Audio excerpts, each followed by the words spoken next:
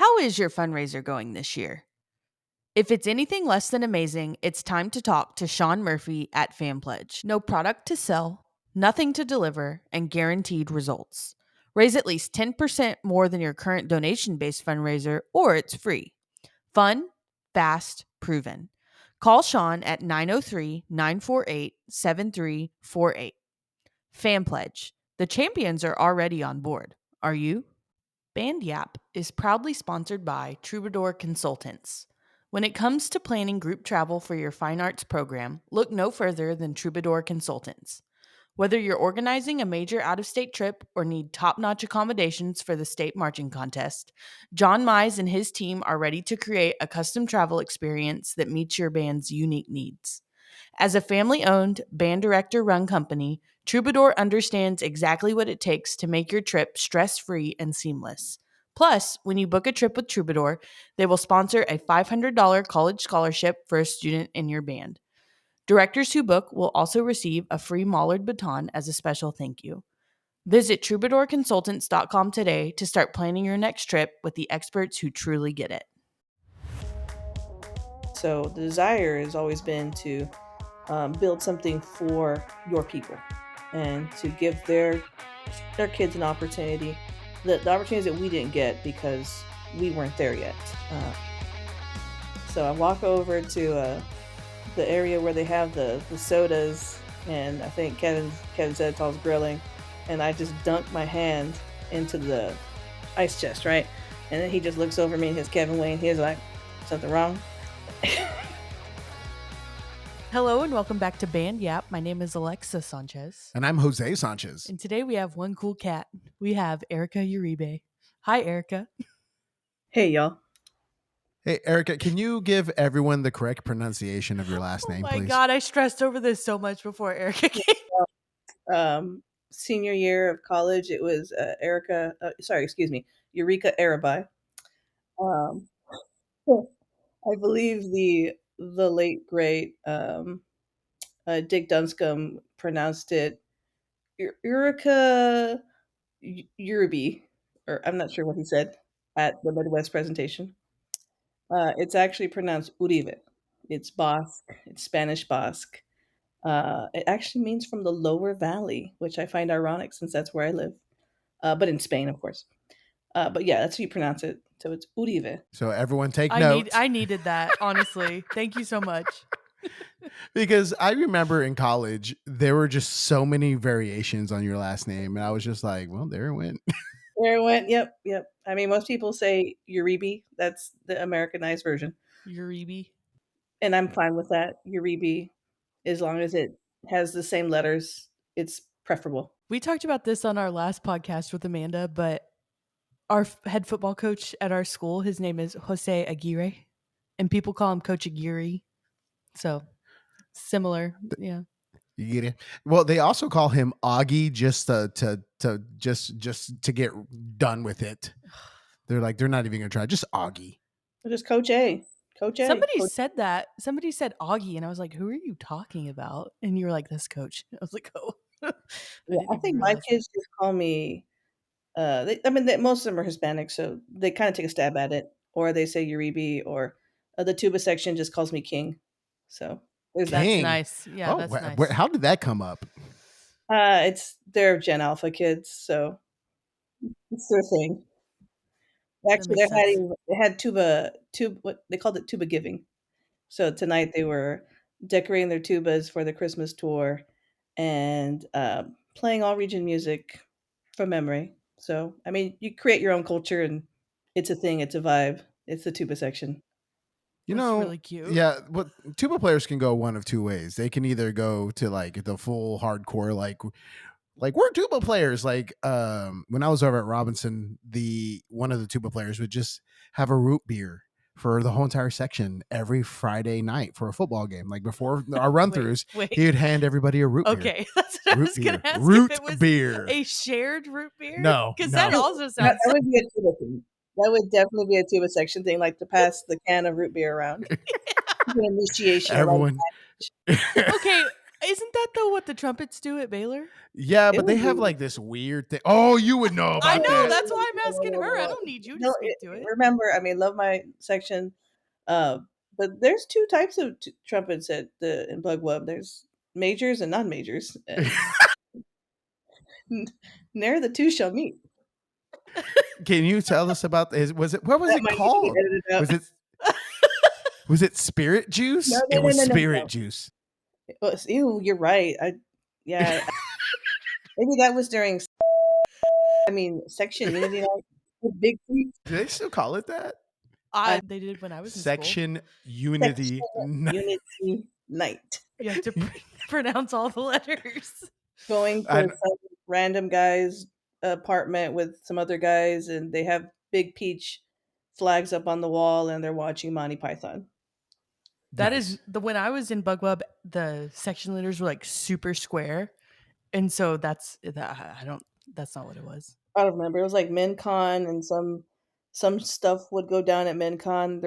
Then we would end up trying to go to the stuff for the university for what do we call it? Welcome week.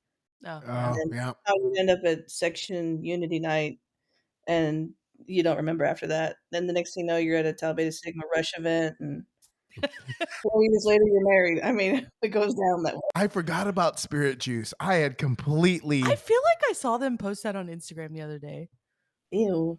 I'd have to go back and look, but I was reminded. I just remember the first like Bug Wub game day I ever did.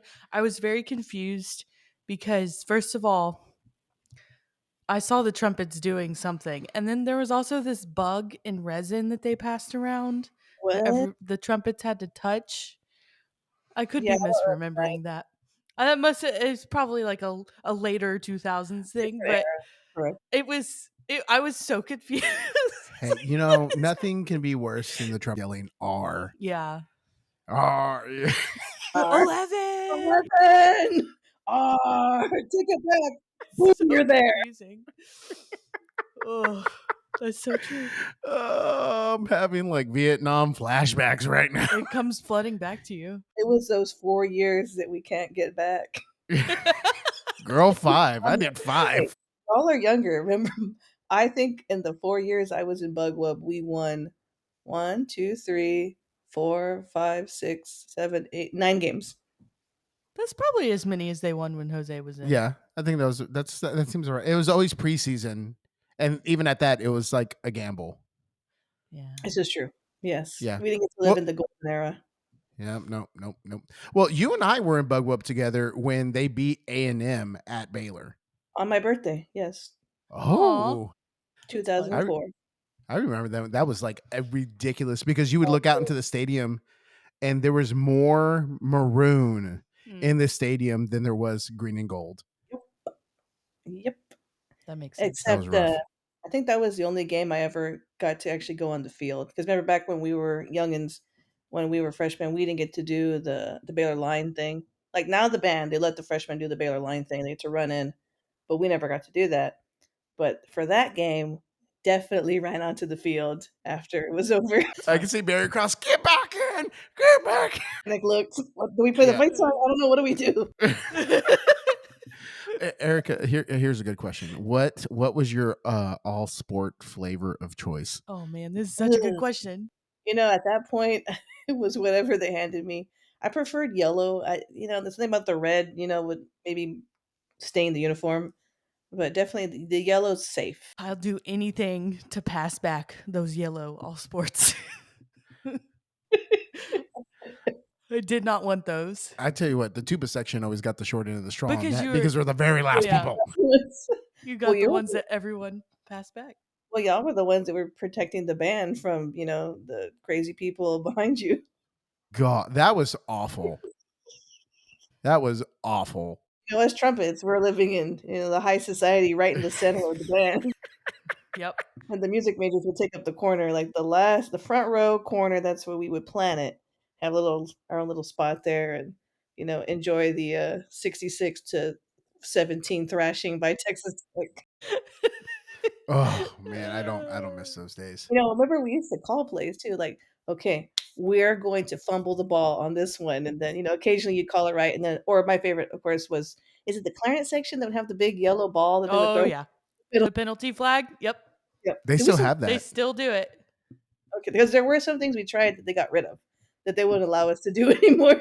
We can't talk about We those on went the pod. to we went to a game a couple weeks ago, and they were throwing the penalty flag. Well, Mhm. now that we've derailed thoroughly at the very beginning of this, Erica, we're here to hear a little bit more about you. Can you tell us about yourself, background, education, teaching experience? Yes, Erika Uribe, Scorpio, um, amateur saxophonist. According to my kids, legendary popcorn with a certification in nacho cheese and last chair trumpet. How'd you get the nacho cheese certification? Well, I'm on year 18, I think, of nacho cheese, so Mm, I gave myself the certificate, and well, technically, I have a food handler's license, so that helps. Whatever said in prestige. college, don't forget to get your food handler's license when you get your fingerprints done. Hmm. Yeah, yeah. But my popcorn is on fleek, I will say that. I have people all the time come up to me and they're like, "Wow, your popcorn's so good." I'm like, "I'd hope so." I have you know, a degree and I make popcorn probably 20 times a year, if not more, for the last 18 years. So I got pretty good at it. So, okay, is it because you work the concession stand so much? Well, we run the concession stand at our campus. It's part of our fundraising. So They run it, every Jose. every home football game for the middle school, every home volleyball game, which is every week, and every home basketball game, which is every week. So 8 times 8 times 8 times 8. So 32 weeks out of the year. That's A a lot lot of of popcorn. weeks. It's A a lot of lot of popcorn, yeah. popcorn. That's a lot of popcorn. Well, it's so much that I've been doing it so long that the lady at the store where we buy the popcorn from is now in band, and he's at the band hall doing the concession stand. Yeah, yeah. Yes, I've peaked. Some people are like, "You ready to move on yet?" We're just getting started.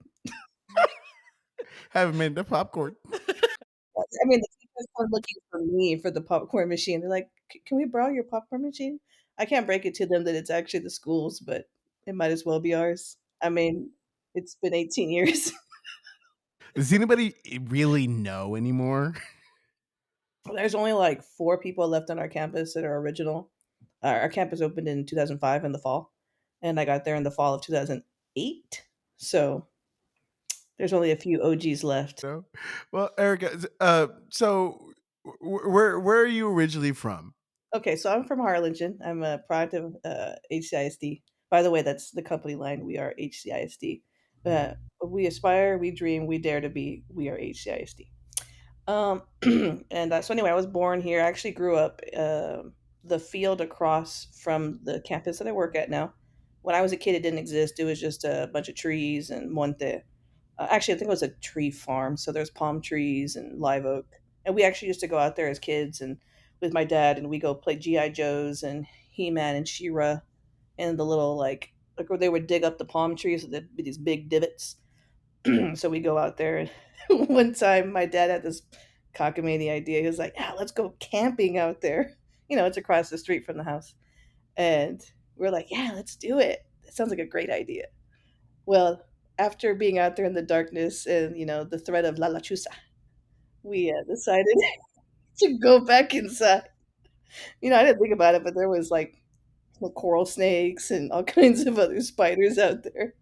And that actually in that little forest, we would call it, because it was like a little forest. It was like a nursery.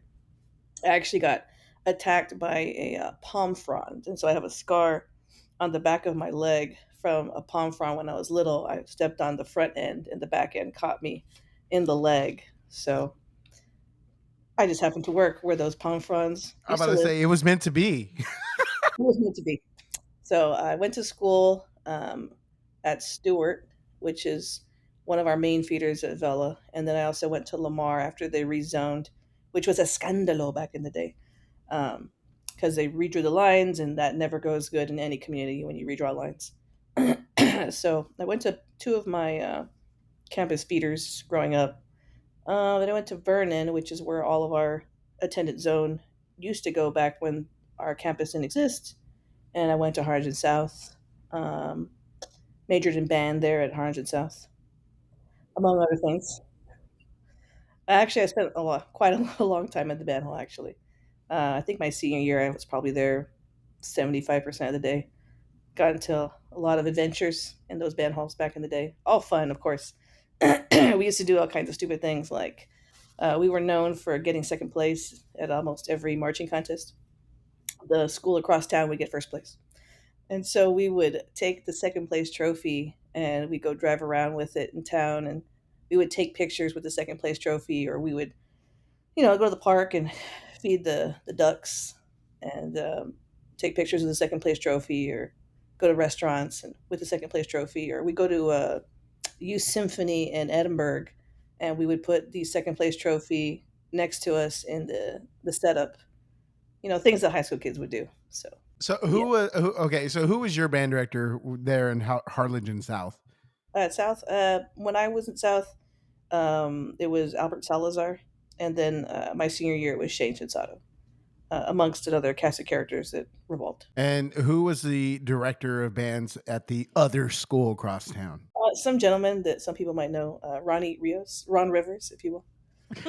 So yeah, TMA band chair, 2012 through 2013, I believe. Yeah, well, actually, he goes by what's his call sign? It's not Bobby, it's not Buddy. What is it? Billy. So when he goes to restaurants, he uses Billy, so that no one Billy. messes up his order. That's his covert call sign. Wow. I'm learning so much. So you go to Harlingen South, and your primary instrument is trumpet. Um, so why did you choose to do band? Band? Okay. Well, I mean, it's a lot of things. So, besides, it was the only thing on the choice card. Just kidding. There was other things on the choice card. It was either that or choir. So, growing up, my grandfather had been in the army during World War II. And of course, growing up, he had become an orphan at some point, so he never got those opportunities. But being from that era, USO, going on tour, going to Europe, all the USO stuff and the bands, and so he like loved that stuff. All that Zoot Suit Riot thing that went on in the 40s. Really was into that. So my dad comes along, and they grew up in the Bay Area, California, in the 60s. You can imagine how that was. It's a good time, apparently. That's what I've heard. Real good time. Some people got lost and never returned. So my dad was a kid, but my grandfather wanted him to be Benny Goodman. So my dad played the clarinet. My dad wanted to be Jimi Hendrix. You can imagine how that relationship went. So dad played clarinet. My uncle Marty played sax, and they studied privately with probably like somebody on the sub list or at the San Jose Symphony. And then my grandfather got this bright idea that like he wanted to be a cowboy.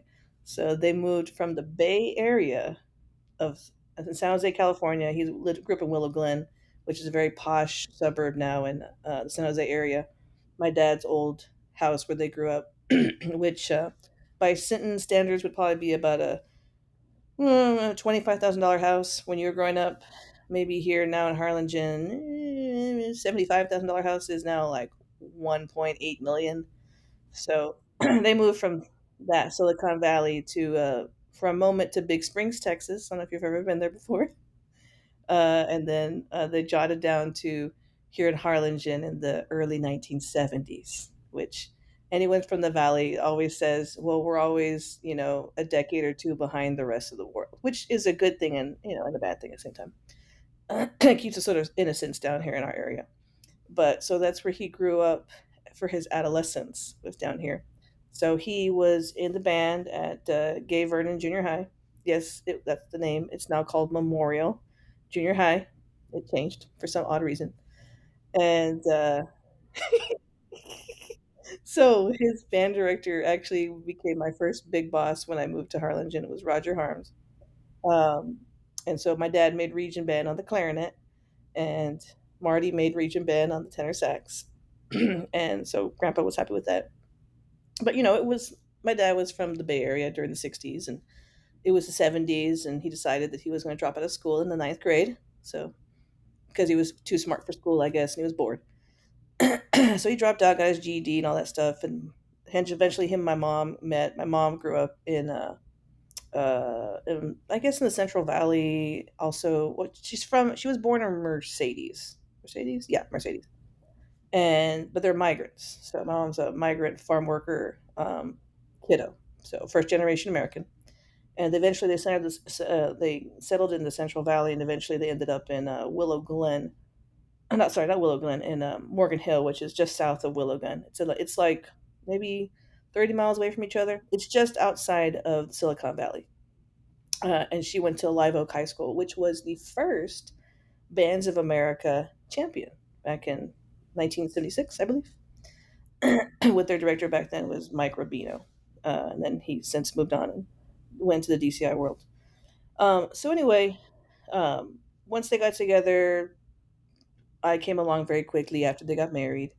And as a child, in the early 80s, I would go to my grandfather's house. And he happened to live right across the street from the Big Red Cardinal Band, Harlingen High School marching band field. So I spent all my childhood watching the marching band outside in Grandpa's backyard. So I guess as a kid, it was always imprinted on me that I was going to do band. And Grandpa, having been a big fan of the big band era and all the and instrumental music from that golden age in the 40s and 50s, I'm sure he imprinted on me subconsciously, like, you're going to be in band, you're going to be in band. So come a long time for band. And I just signed up, obviously, because that was going to be a thing. And I didn't know I was going to play. I had thought about the clarinet, like my dad, and as all kids do, thought about percussion. But I didn't want to play the drums because those were like loud. I wanted to play the keyboards, and so obviously, when we're doing kids, we're testing them out, and if they only want to do one thing, we kind of push them away from that because they have to do everything, right? So I was sitting there in my little stool, and a man by the name of Jim Shaw, who's kind of like a well-known band director around Texas. He had been doing 1 year at South that year, and with his wife Jennifer. And so I sat on some stool, and they put a cornet to my face, and I think I played like a four space E. And they're like, "You're gonna play trumpet." And I was like, "Okay, I'm gonna play trumpet." And so that's how I ended up playing the trumpet, and that's how I ended up being in band. So Well, and it is still like a family thing because your sister was also a member of the band program and she played saxophone, correct? yeah, so my sister's a copycat, and so she followed me through every part of my life, all the way to my terminal bachelor's degree. And then she decided to go be a lawyer and make some money. So, but yes, my sister played saxophone. I actually taught her the summer before sixth grade, which I highly recommend that, unless you kind of know what you're doing, don't do that with the kid because then you can set them up for a lot of problems later on. But yeah, my sister played the saxophone, and yeah, she was pretty good. And she has her degree in saxophone performance from Baylor as well. And she is currently a lawyer in Chicago, working for a big law firm with $1 million cases. So do music, stay in music, and if you want to do something else, knock yourself out. We know quite a few It's good people that have advice. gone either that route or like become dentists. I think that's Yep. the entire saxophone studio, to be honest with you. Yeah. Yeah. Like, no, for real. Yeah. That's so true. Pilots and lawyers and judges and all kinds of things. My. So All what I'm those getting here is things. go play the saxophone, Yeah, make millions of dollars. yeah, Ugh. and then donate it back to us, preferably. Yeah. Yeah, set up a scholarship fund for your band programs, guys. Monica, we're talking to you. That's right. Actually, she just had her wisdom teeth taken out today, so but she can afford that now. Yeah. Back then you couldn't No, afford it. no, no. Not chasing ambulances anymore, are we? I went to get some of my wisdom teeth worked on when I was in like my mid 20s, late 20s, and someone asked me like, "Well, why didn't you get this done earlier?" I'm like, "You didn't grow up the way I grew up, When man." is the You first had no time you went money? to the dentist? I mean, I went to the dentist growing up, but like if there was like a procedure that was going to cost like some money, you were just hoping that a family member punched you in the mouth. Pop some Advil. It's fine. Yeah. Suck it up. Don't ask questions. Yeah. Why are you crying? You act like it hurts. I think Nobody it's hit you. I think it's just a cultural thing. We grew up, most of us, just put your head down, shut up, and do your job. That's it. Yep. Yep, that sounds about right. That sounds exactly about right. So, Erica, what makes the Valley and like Harlingen, you said ISD or CISD? CISD. We're consolidated because of Combs and Premeta, which are they're just small little towns that I most of us think that it's part of Harlingen, but apparently they're incorporated.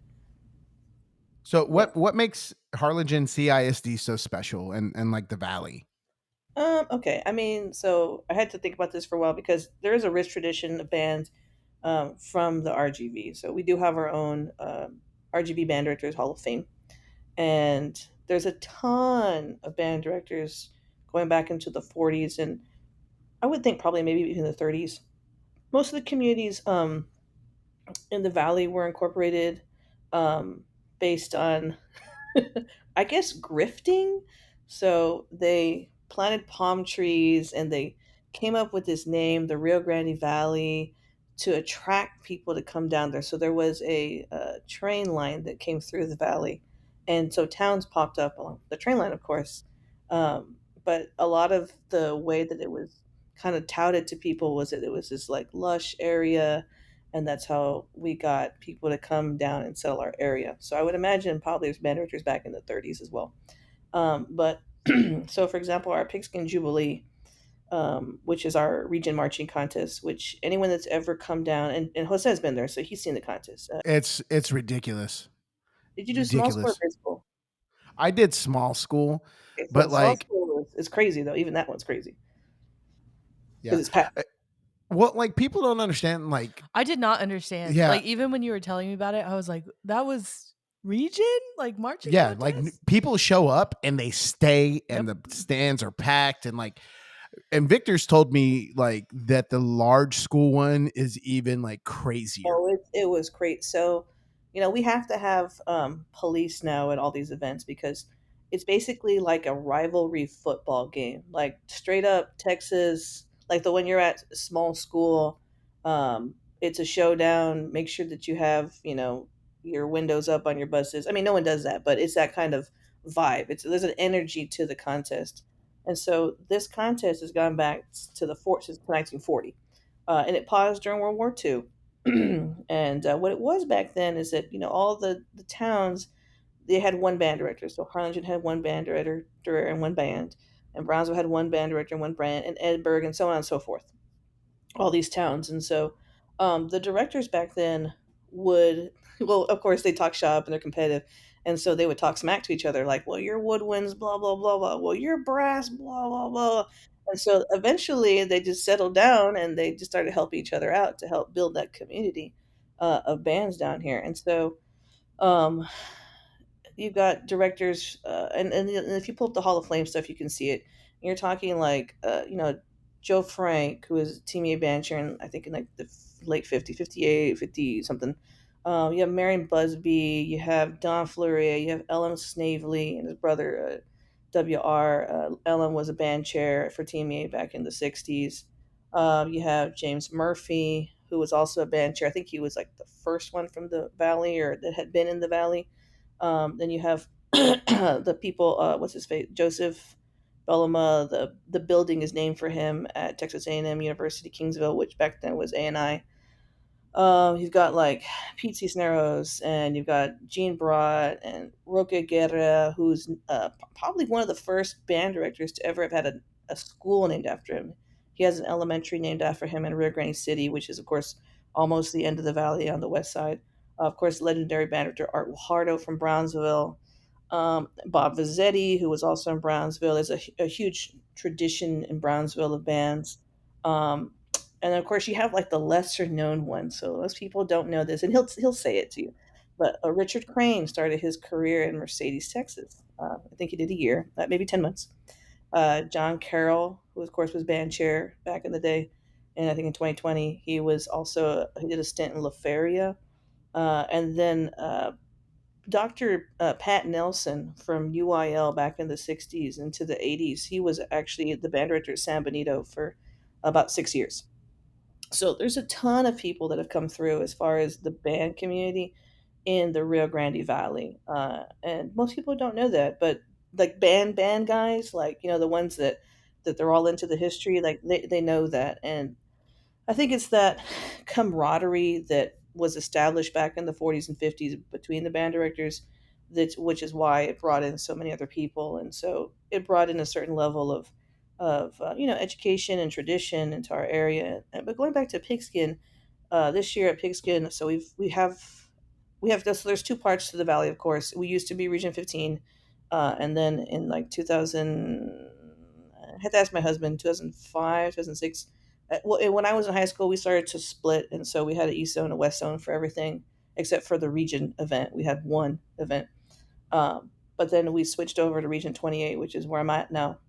And on the so on the 28th side, we're going to be celebrating our 84th annual Pigskin Jubilee this coming year in 2026. And then the other side of the valley is on 83 because they skipped the COVID year and we had a little pigskin on our side. So we'll be at 84 this year. But it's a crazy event. We've got at the small school setting, we've got about 1,500 to 2,000 people that come through for that. There's 8 to 10 bands. We only have 10 small schools, 4 and below on our side. We might have more after realignment. We'll find out. And then on the 5A, 6A side, we have 16 bands, and it's at San Benito High School. The home side of that seats, I don't know, 4,000 people. We sell more tickets than that.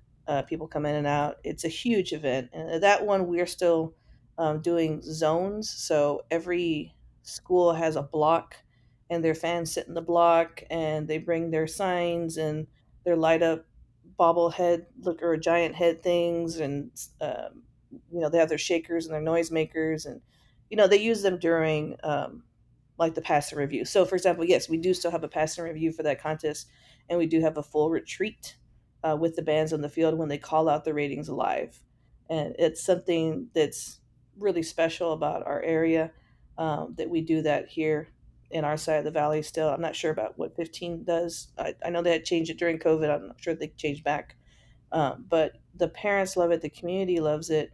I remember one time my mom used to work in Weslaco, or she worked there for like 30 something years at the hospital, and she's an ER nurse. So of course everyone talks, band stuff or football stuff in the valley. That's all that there is. And so my mom calls me at Pigskin. She's like, "Hey, what did so and so get?" And then I'm like, "Why do you even want to know, Mom?" And she's like, "I heard if they didn't get a one that they were going to get fired." Give me the I'm like, cheese, man.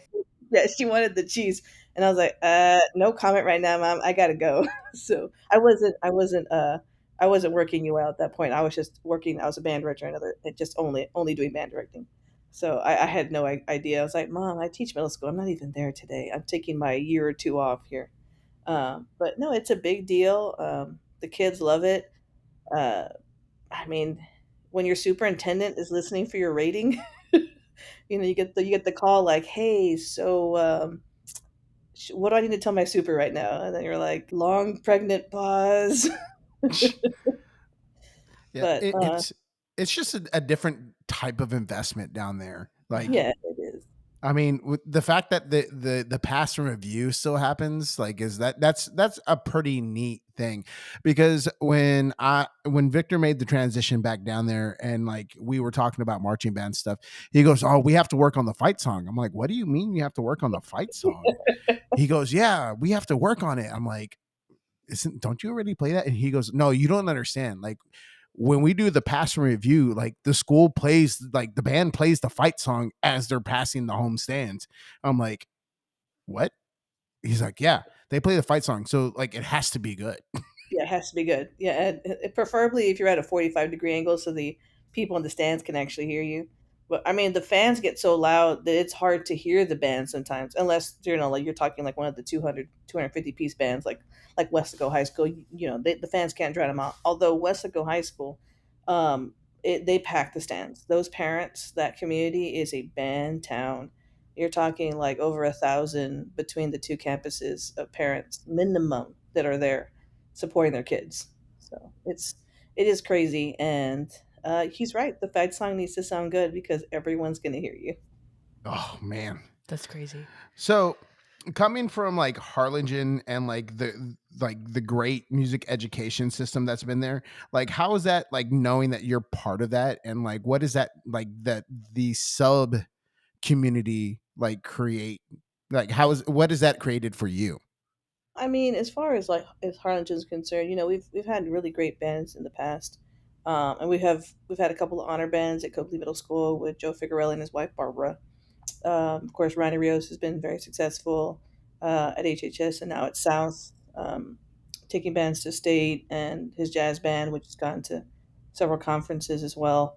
When Shane had the band at South, he took the band to state several times as well. And going back into the days, into the 80s, the Cardinal band went to the Rose Bowl parade back in the 80s. There's been some legendary people that have come through and have done a lot for our community. What's great about Harlingen is that there's just a lot of support. I mean, between the community and school board members, past and present, there has always been somebody that in that room that has supported the arts, and the bands specifically. And so that's why I think it's Harlingen has had so much success over the years. It's really easy to get lost as you change hands between school board members and administrators and communities, and that has just withstood the test of time in Harlingen. um, and as a kid, you would go walking down the hallways and in the back of the band halls, and you would see all the pictures and the kids that came before you and the bands that came before you, and or you see all the trophies. If you ever walk into the Cardinal Band Hall, it's impressive. You walk around, you see all the different trophies that are there and the pictures from the past, and it's a lot. And at South, we're a younger campus, and so we have our own identity that's been developed over the years. But as a kid, you just saw that and you wanted to aspire to that. And I think coming from South, because it was a newer campus, you wanted the desire was to achieve and to um, put your campus out there and on the map. And it's gone through a flux over the years, but I think it's South's come back in a good way recently at post COVID. COVID was rough, I think, on a lot of schools. But it's just trying to establish something and to put something out there. We've I guess for me the biggest reason I came back was because this campus I was going to was where I would have gone to school, where my friends would have gone to school, where their children would go to school, um, and everyone that I grew up with. So the desire has always been to build something for your people and to give their kids an opportunity, the opportunities that we didn't get because we weren't there yet. But I think we're doing a good job of that, trying to get them those opportunities, experiences. Well, and I think it says a lot about the type of people it's brought back. So it's brought you back, and it's also brought back y'all's director of fine arts, who is Kara Hoflinger, which we actually went to Baylor with her. You so did you graduate with her? So me and Kara met in the 7th grade on the bus Close. Region Band. She went to Coakley and I was at Vernon's. And so she tells the story better because I don't recall it. I just remember being in the band and or being in the bus, and she was like, "Yeah, you came up to me and you were just like, 'Hi, I'm so and so, and I know everything about all the band directors and all about the band.'" I'm like, that sounds about right. Middle school, you just kind of fixate on things and lock into that. So we've gone back since the 7th grade. Went to high school together. We actually sat in the same section for. Did I play horn my senior year? No, I only played horn for 2 years. I played it my sophomore and my freshman year. So we sat in the same section for 2 years. And then she was drum major my senior year. I was section leader and had been a soloist in the years before. And then we both went to Baylor together. We were not roommates because she didn't want to like have that issue where you're a roommate and you hate each other and all that kind of stuff. But yeah, I went to Baylor together, and then eventually we kind of did the DCI thing for a little while together. And then she went up north and was going to be a kick butt marching band director, and she did that for a while, and then eventually worked her way into music admin, and then job opened up. She took it back home, and she's been here for a few years. I always liked Kara a whole lot. She was a very, very nice person. I've told this story once before, but she actually, was at a middle school in Comal ISD, and Envious. I put in an application in, and I was going to interview with her, but then I was offered a job closer to Waco, and I took that job and told her like I went ahead and accepted a different job. How'd that go? I mean, it was fine. She was like, I totally understand. So you just touched on this. So you have a little bit of a DCI journey. Can you tell us about your DCI journey and all that kind of good stuff? Okay, so my DCI journey is real different than most people. So take that with a grain of salt. So for me, like I never really wanted to be in DCI. I mean, it looked cool, and I love the shows. I like watching the videos, but I never really latched on to marching band because of the activity itself. In this way, I have light sensitive eyes. I hate the sun, and I'm allergic to everything in the air. So you could imagine how marching band went for me. Uh, I have a thyroid condition. I used to wear sweaters during marching band, and it didn't bother me. So, I mean, I appreciate the activity. I love the activity. I think it's great for communities, and it's great for kids, and it's great for building. As far as the marching stuff is concerned, I love what they do with the shows. I find it very interesting. I think if it were like, if, I think at some point it was my guilty pleasure was watching marching band and getting all into that culture.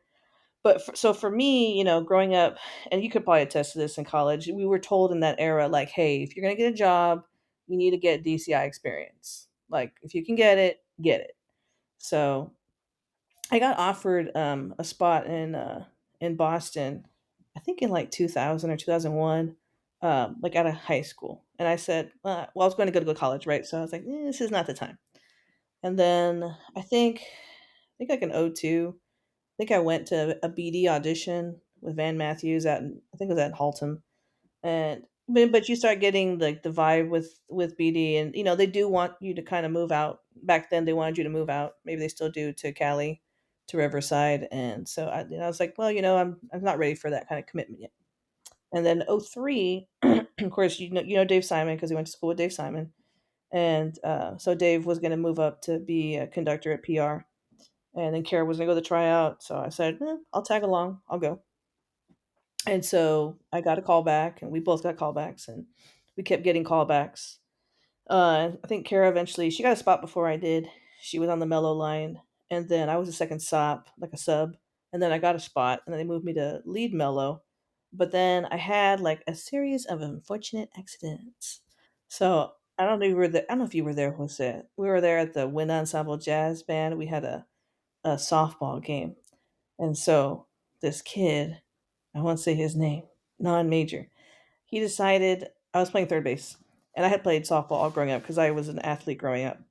I mean, you can't really tell now, but yes, I was at one point an athlete. So I was waiting for Alexa to try to spit something out. I was hoping for that. Um, so we were playing softball, and this kid decided to he was gonna lay it. He was gonna back off, and he wasn't gonna run to third because I had the ball, and I was just gonna tag him.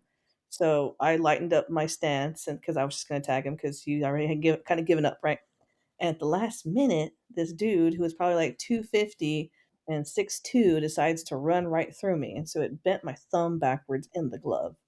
So I walk over to the area where they have the sodas, and I think Kevin Zetal's grilling, and I just dunk my hand into the ice chest, right?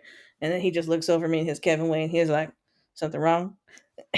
And so, I had bent my thumb backwards, and it hurt a lot, and I missed my piano jury, and I missed a final because I was in the ER, and you can imagine how that goes at Baylor. It was incomplete, which I had to make up later, but that's okay. We still graduated.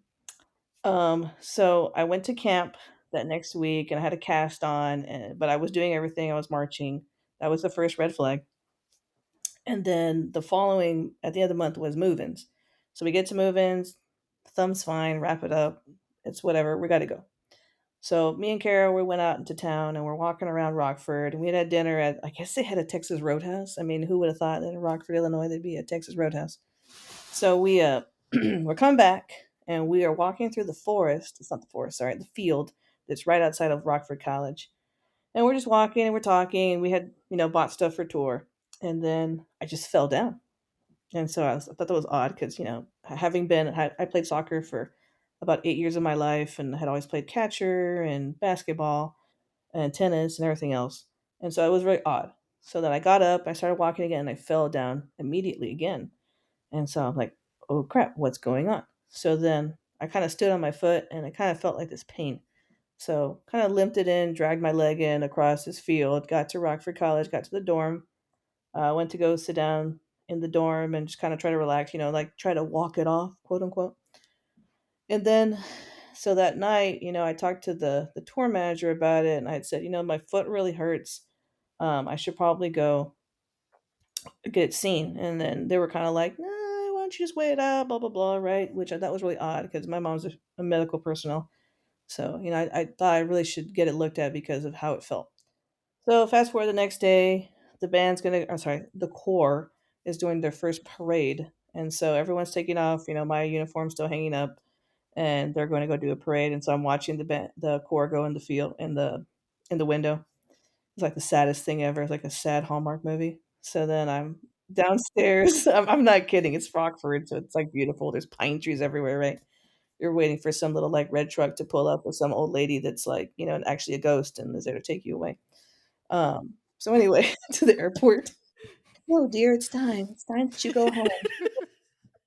So, I was sitting down there, and somebody else had been sick that day and whatever, and then, um so then I try to walk, and I try to go to, a vision block, and I'm trying to limp it in, and this tech sees me, and she's just like, "Are you okay?" And I just said, "No, I'm not okay."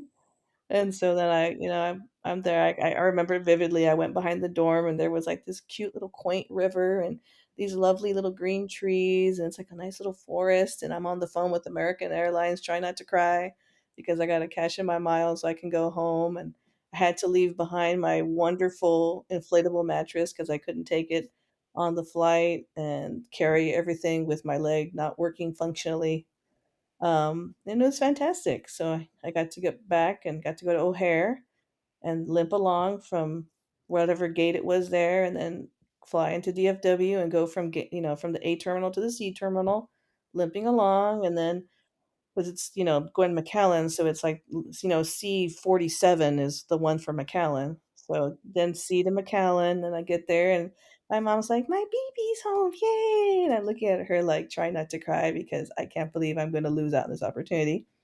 And then drove home in silence, and then I got to register for summer school at UTB and crutch around UTB all summer. But then I got to go and watch the show at DCI Southwest, and of course it was just as amazing as I thought the show was going to be musically. Probably, of course, for most people, that show is like one of the top two or three PR shows of all time. That '03 show, Harmonic Journey. So I will say that, yeah, my experience with DCI was very different. But I've always been a process person. So in anything, people see me doing conferences or performances.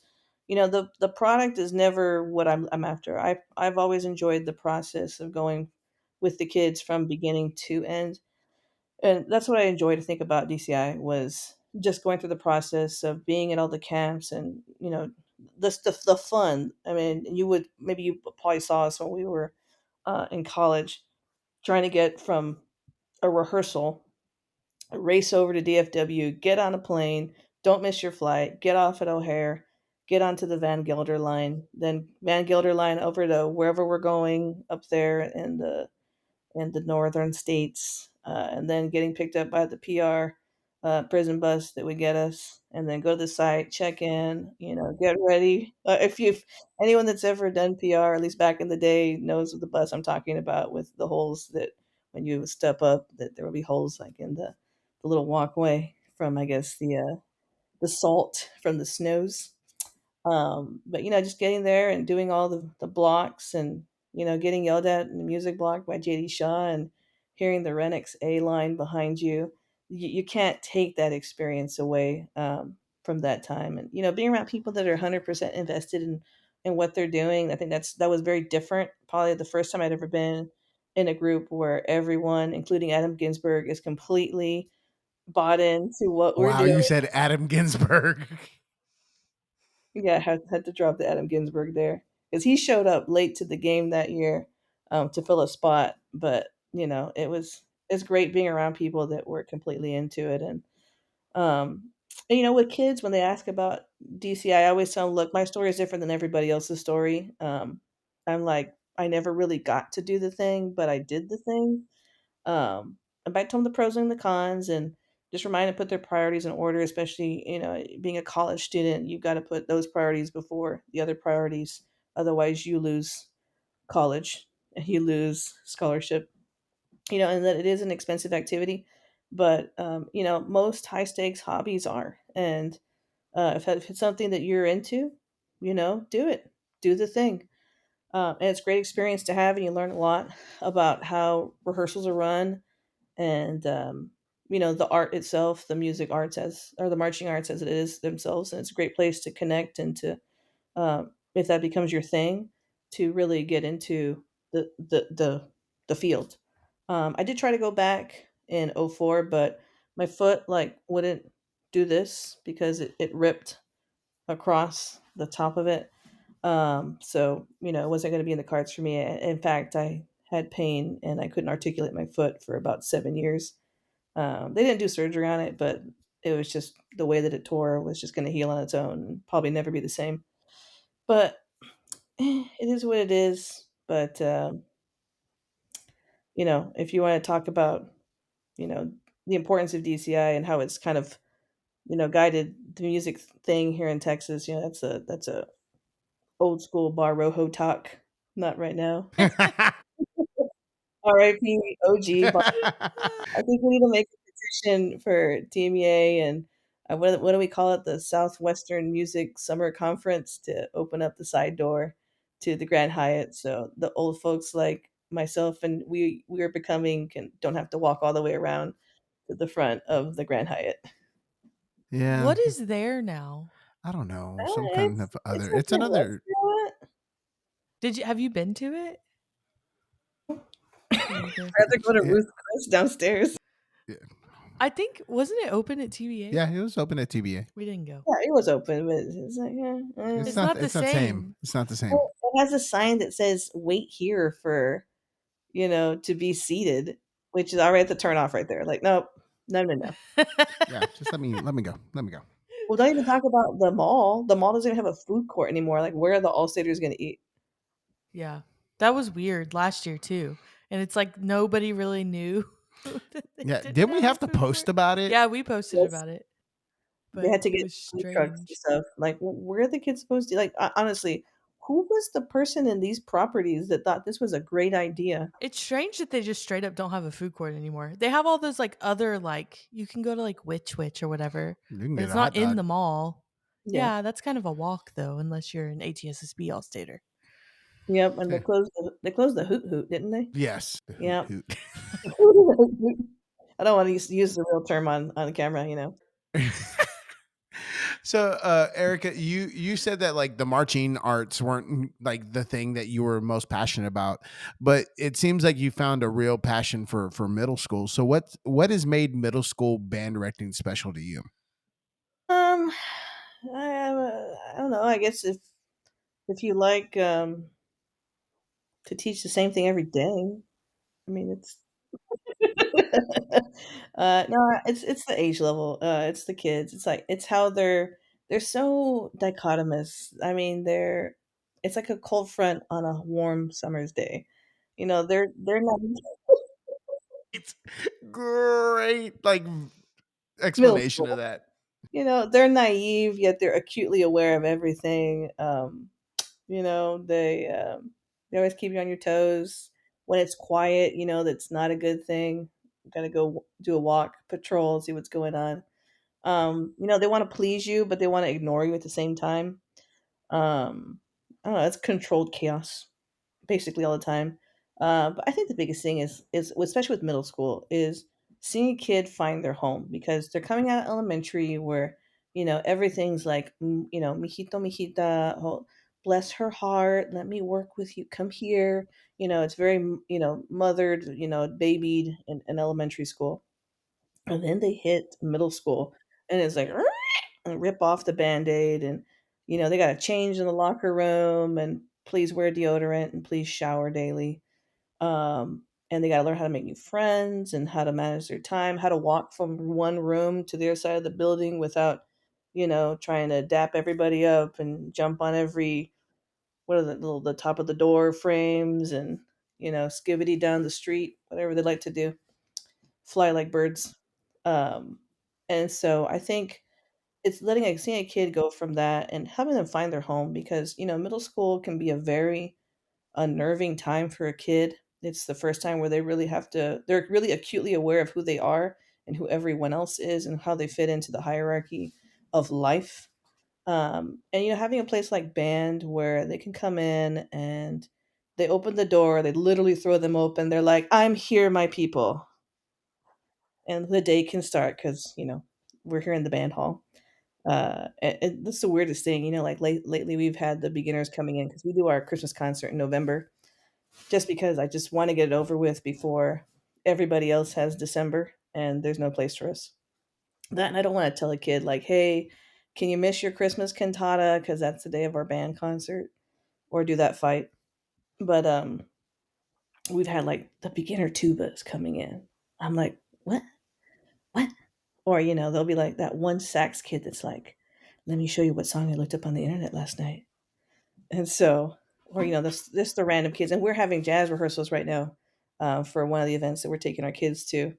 So it's like a controlled chaos in the front with my new assistant director, who formerly had been at our campus as a student teacher, but I just tell her like, you just gotta let it go. You gotta let it go and just monitor the chaos, and just accept and embrace the chaos. But like for myself, like when I was a kid, I distinctly recall going down Tyler, making that because we lived. Okay, it's weird. So when I went to school, the school that I went to was way further across town than the nearest middle school, and it was just because of population and how they divided things. So I had to go all the way across town, which in itself is a 10-minute drive. And those of you that have kids that are middle school level, you know how like their anxiety is at that age. So you 10 minutes across town, make the left at 13th Street, go through the light, and then you're coming across, and that's our campus. And so the middle school band hall there it's outdoor. So the door is literally facing outside. So your parents would like drop you off on the street, and you walk right into the band hall. So that anxiety making that left turn to go on 13th Street, knowing that you're going to see your people, you're going to be with your tribe, you're going to go practice, you're going to work on whatever is the thing that's coming up next. And I think that's that memory of how middle school was for me. It's kind of why I like to have our band hall be a home for kids. And they're going to do dumb things, and they're going to make mistakes, and they're going to learn for it because they're middle school kids. At the end of the day, they don't remember so much, and they move on very quickly, unless you do something very, very, very wrong, and then everybody remembers what you did for a long time. And we have a great assistant principal, Bella, and she said the same thing because she does a lot of discipline, and she's like, "I you just can't be mad at them, they just don't know, and they're figuring it out, and so you punish the behavior, not the kid, then you move on." And so I think that's kind of like my mentality with our kids in our band hall is that it's their home, they're gonna make mistakes, they're gonna learn a lot, um, and you just got to go with it. But I think that's why I like teaching middle school because it's always a new adventure every single day. And that says a lot about the culture that you're establishing and you're giving them a home away from home because I mean you're right, like middle school and junior high is such a difficult time for so many different students. They're their Like own breed. yeah, and they're starting to figure out that like they create aromas, and they're having to have discussions about like, "Hey, you smell bad." This They're was like, I don't know if you knew that he did this, but there was one of our students who said that he at the bus when people are getting on the bus sometimes that he stands there with deodorant and he's like, "Did you put this on?" And if they say no, he's like, "Shh." So, yeah. Doing See, the I Lord's work there. yeah, I know. Everyone that should be like a bus captain's job. Like, "Did no, you put deodorant on?" I just send reminds. And it's funny. So I had, and as I have, we've had parents over the years because we've done so many conferences and things, and the parents become almost as attached to us as the kids do. And so I'll have some parents, they're like, "What am I gonna do?" After I went to Music for All last year, and I had a parent time. What am I gonna do?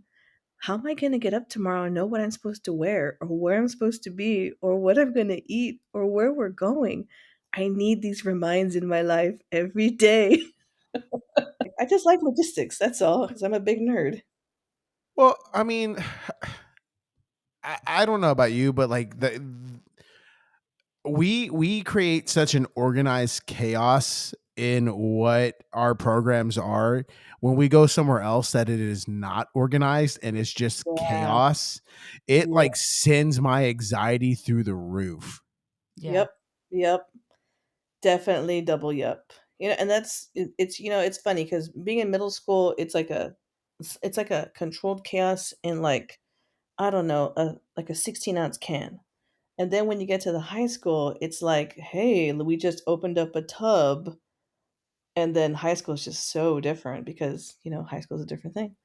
But I know what you mean. Like, I can imagine, like, I would be all over the map with high school, like, as far as logistics, like, it'd be bam, bam, bam, bam, bam, bam, bam, just because you're trying to avoid all the disasters. Because as band directors, we know, like, that basically 24/7 of our time is spent trying to minimize and mitigate potential disaster. Yeah, I tell the kids all the time. I go, I don't want to be yelled at because of something else someone else has done. Like I am like when you do something dumb, Yeah. they don't come talk to you first, really. They come talk to me first. And One of then your I come fan talk to you. kids, blah, blah, blah, blah, blah, Yeah. blah. Yep. Which is Mhm. like honestly a nice place to be where the administration feels comfortable to come to you like first Yeah. and just like we have teachers email us and stuff like that. And that says a lot about like the expectation of your program and the reach of your program throughout the school district. And that's like a nice place to be. Not everyone has that, which is like a blessing and a curse. Yeah, I find it really odd because we always get like messaging or they'll send like I'll get a lot of great messages from parents or text messages from just different people in the district or they'll send me a picture of like the random mom chat on Facebook that like you have to be a private member of like, hey, my kids at this campus and they're doing a great job and blah blah blah. I highly recommend this program, blah blah blah, right? So you get like that stuff and then you get like that one random like parent thing that's like completely left field, right field from what is the norm from our program and you're like, "What?" And you have to go and figure out like, "Okay, where did I miss the boat on this one? Why did this person not get the same messaging? Why are they not seeing the brand that we've established? How can I fix that?" Yeah, that's always a struggle. There's always one.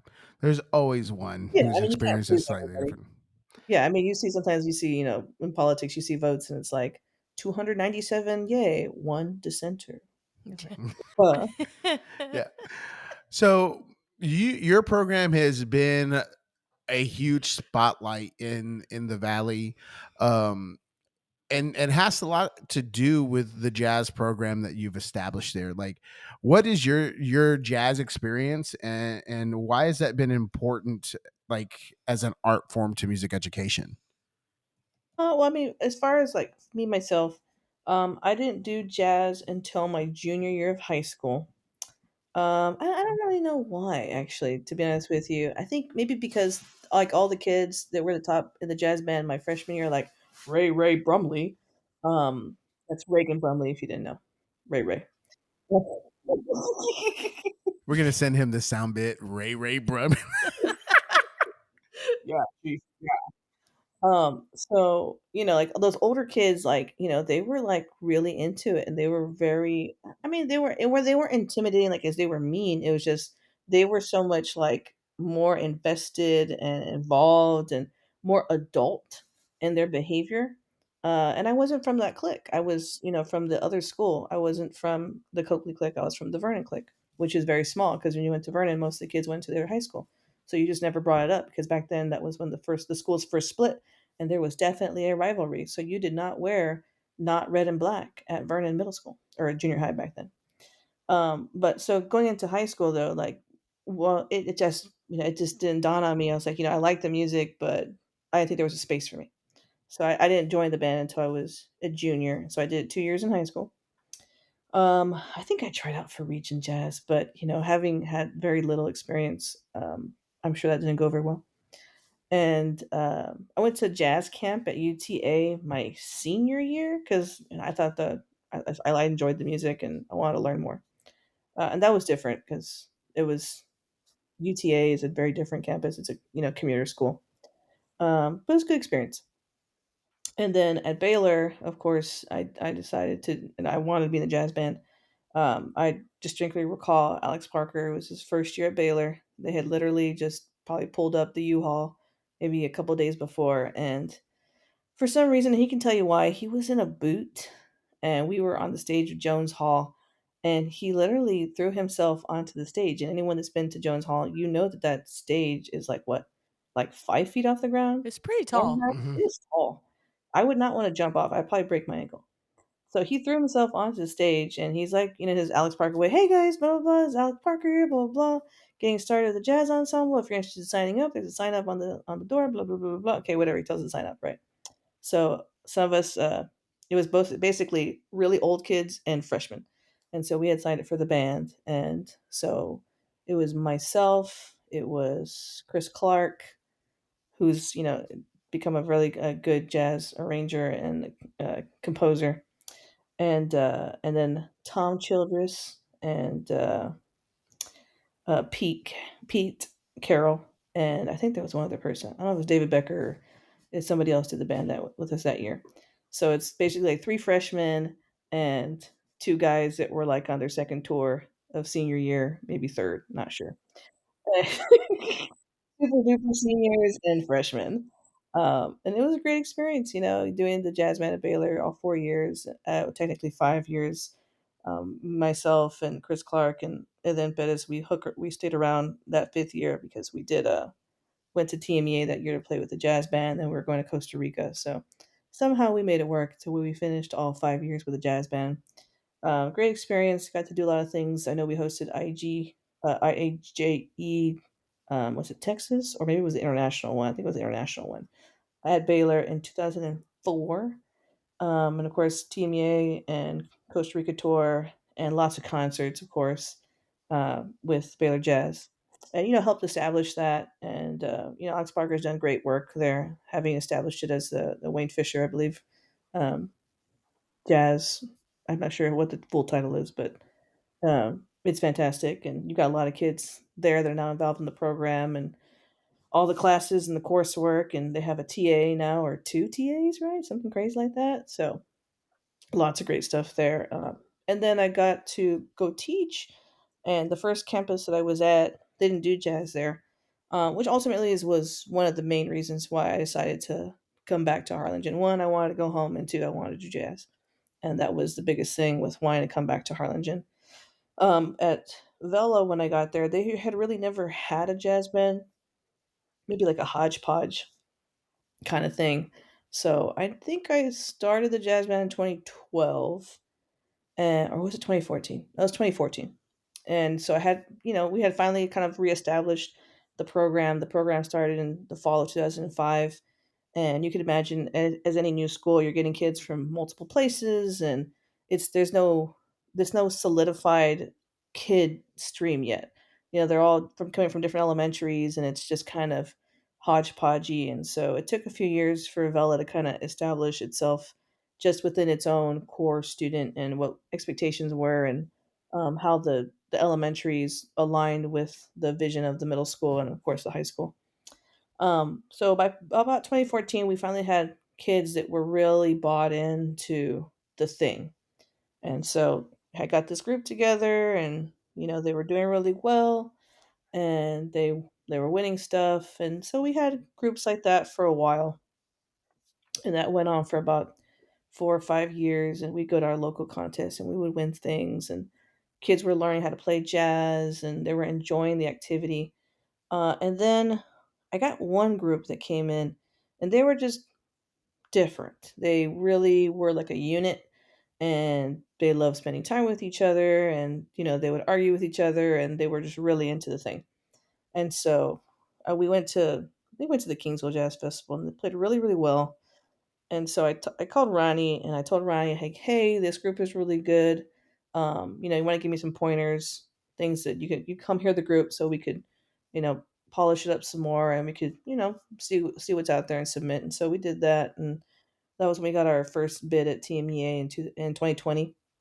And then after that, it just kind of rolled. I mean, you start having kids, and they want to do the thing, and they saw what the other kids did, and so they want to do that. And so we've gone to TMEA in 2020. 2020, we submitted for Midwest and for Gen Dallas, or for Gen. So, of course, 2020 Midwest got postponed. They basically just took the whole lineup and they moved it over to 2021. We did that in 2021 with Midwest, and then we were supposed to go to Dallas, but all the kids got COVID and directors got COVID coming out of Midwest, so we had to postpone our Gen thing. But unfortunately, the next year Gen was in Orlando, Florida, so the kids were devastated. They had to go to Disney World. Um, Bummer. Bummer, terrible news, terrible news. That is a Nightmare Before Christmas reference, if you didn't catch that, by the way. And that's the mayor of Halloween Town. Terrible news. And so we did that, and then we had TMEA in 2024, and where else did we go? I think we were on a little hiatus because once you do the rotation, there's nothing for you to go to. We did do clinics for TJEA. We did the symposium in 2022 in February, and then we did TBA in 2022 that summer. We did a clinic there as well. When I say we, I mean me, and I brought the band with me. And that's how it works. The pretty face, and then the work, the workers. And so I did that, and then last year we got our first bid doing concert band stuff. We did MFA, Music for All. That was a experience, to say the least. Kids had a blast on stage. It was a great concert for them. The crowd really enjoyed it. We had a lot of kids coming up to our kids, enjoying the music, because I wanted to make sure that the programming was for the kid. It was kid-centered programming. It wasn't, for me or for my ego. It's about the kid, and I think that's the biggest thing, is that it's always about the kids. Everything you plan is for the kids. The places you take them, it's for the kids. The experience for the kids. You have to really think about the overall arching map of what you're doing, whatever you're doing. If it's a UIL program, if it's a marching game that you're taking the kids to, what are the kids going to do? How are they going to experience it? How are they going to feel it? And so that ultimately they have buy-in and they want to continue your program. So that's how I do my jazz stuff. So like right now we're getting ready. We're going to take two bands to the Generations Jazz Festival in New Orleans. That's tied to the Gen Conference, and it is like pulling teeth sometimes to get people to rehearsal at 7:15 in the morning or to stay until 7 o'clock at night. But that's when we have the time to do it. Right now, it's in the evenings and in the mornings, and right now it's going okay. So it is what it is at this point. We've got another month to get prepared for that. But we're looking forward to taking the kids out to New Orleans. Is there any one of those performances that kind of stand out more to you than others, just based on the experience, or like people you might have had out like to play with the ensemble? Just anything that you can take away from those? Yeah, I mean, definitely the first one. I mean, they always say the first love is always the best love. But the 2020 conference for TMEA, I think because we were so new to the thing. And so when you go in eyes wide open, um, you take in everything really, really, I guess, more deeply than after that. Because after that, it kind of comes old hat. And so then you're like, okay, what's different about this one? Okay, this is what we're going to do here, blah, blah, blah. So that experience, the kids were very bought into it. And I just worked them. We just worked. I mean, we decided to put a program together, and I decided, okay, we're gonna do Spain. And the kids were like, "Oh, that song's so cool!" And I'm like, "Yeah, it's gonna be torture for me to teach it to you." Yeah. Da be da dee da do da da do. That's slow. Okay, that doesn't work. Play one note. But you know how it is. Teaching middle school for those of you that teach middle school. Um, but no, I think it was so different getting there because, we get there and we don't know what to expect. By the way, TMEA in 2020 is very different the way it's TMEA now, logistically speaking. Uh, there's a lot more logistics that are ironed out currently.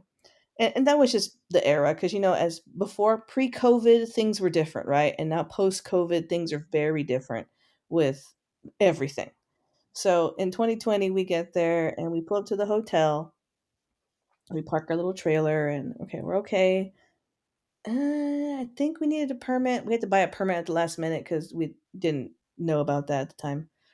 They also didn't have the same checklist that TMA does now. Now TMA has this long checklist of things, and so I appreciate that TMA for evolving and making sure that we get everything done in the right order and on time. So anyway, we get there and it's, interesting. We're taking the kids to different things. They've got their little black hoodies that everyone has seen now and their mother at TMEA, and they're like, they see that Bella Jazz branding and they're like, they know exactly who those kids are, or who to contact if they're misbehaving. And so, we take them to like different things, and one of the coolest things on that trip was we were walking into the, I think it was whenever Carl St. Clair was doing either the band or the orchestra. I'm not sure which one it was. And we walk in, and all of our kids are standing behind the orchestra, and they all have their arms crossed, right? Because we're from South Texas. We just stand like this. We stand with our arms crossed. And so they're all just standing there, and then Carl Sinclair is like conducting, and then it gets to this really like crazy part with the cutoff, and he cuts off and he says, Vela Jazz. Ooh, that's ominous back there. Right? And so we just kind of wave, and the whole, ensemble turns around at this all-state group. And so that was a really cool thing. And then we took the kids over to go listen to the all-state jazz band, and that was interesting too because the kids were like, "Oh, is this going to be like Whiplash?" And I was like, "No, it's not going to be like Whiplash." Although we did walk in a moment that was actually very much like Whiplash. So with Bob Lark, and then I was a symbol. yeah, yeah, The basically. junior high kids always bring up Whiplash. I'm like, you are not. How old are you? Like, why are you watching that? Jeez. So okay, so Bob Lark is like he had it was a Whiplash moment because we walk in and this kid's playing over it's a song that's for his wife. And it's got her name on it. So anyway, so there's a change in there. He's like E diminished, and so the kid does plays again E diminished. And he does, so he keeps doing him E diminished, and he's like measure blah blah blah E diminished. So the kids are like, "Oh, cool! This is like Whiplash for real." That's all he says. He's just sitting there like on the stool, and he's just like, "You diminished," right, over and over to the kid. It was really great, and the band played fantastic. The jazz band that year was fantastic, of course. And so we get to the day of our gig, and of course, that's the day that like nobody tells you about. They're like, "Go with God," and then whatever happens, happens. It is what it is. It's like the first time you roll into state marching contest, and you're like, "Wait, what lot? Wait, hold on." Lot A. Lot A, lot A. Okay, okay. Wait, I can't park where? Wait, where does my truck go? Wait, what? So anyways, so we roll up. I roll up early because of course, I'm driving the truck and trailer. I'm probably one of the few head directors that drives their own truck and trailer places only because I just want to make sure it gets there and no one like loses stuff.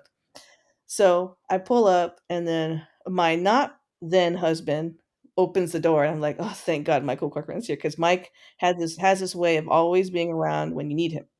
So he opens up the door to Lila Cockrell's side or wherever side it is. No, it was the news side. And so he comes out, and then JD Guzman comes out, and I guess they had kind of met there.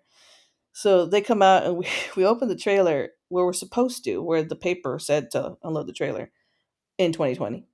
And so all of a sudden, there's like cops trying to tell us like that we can't be there, and they're telling them things.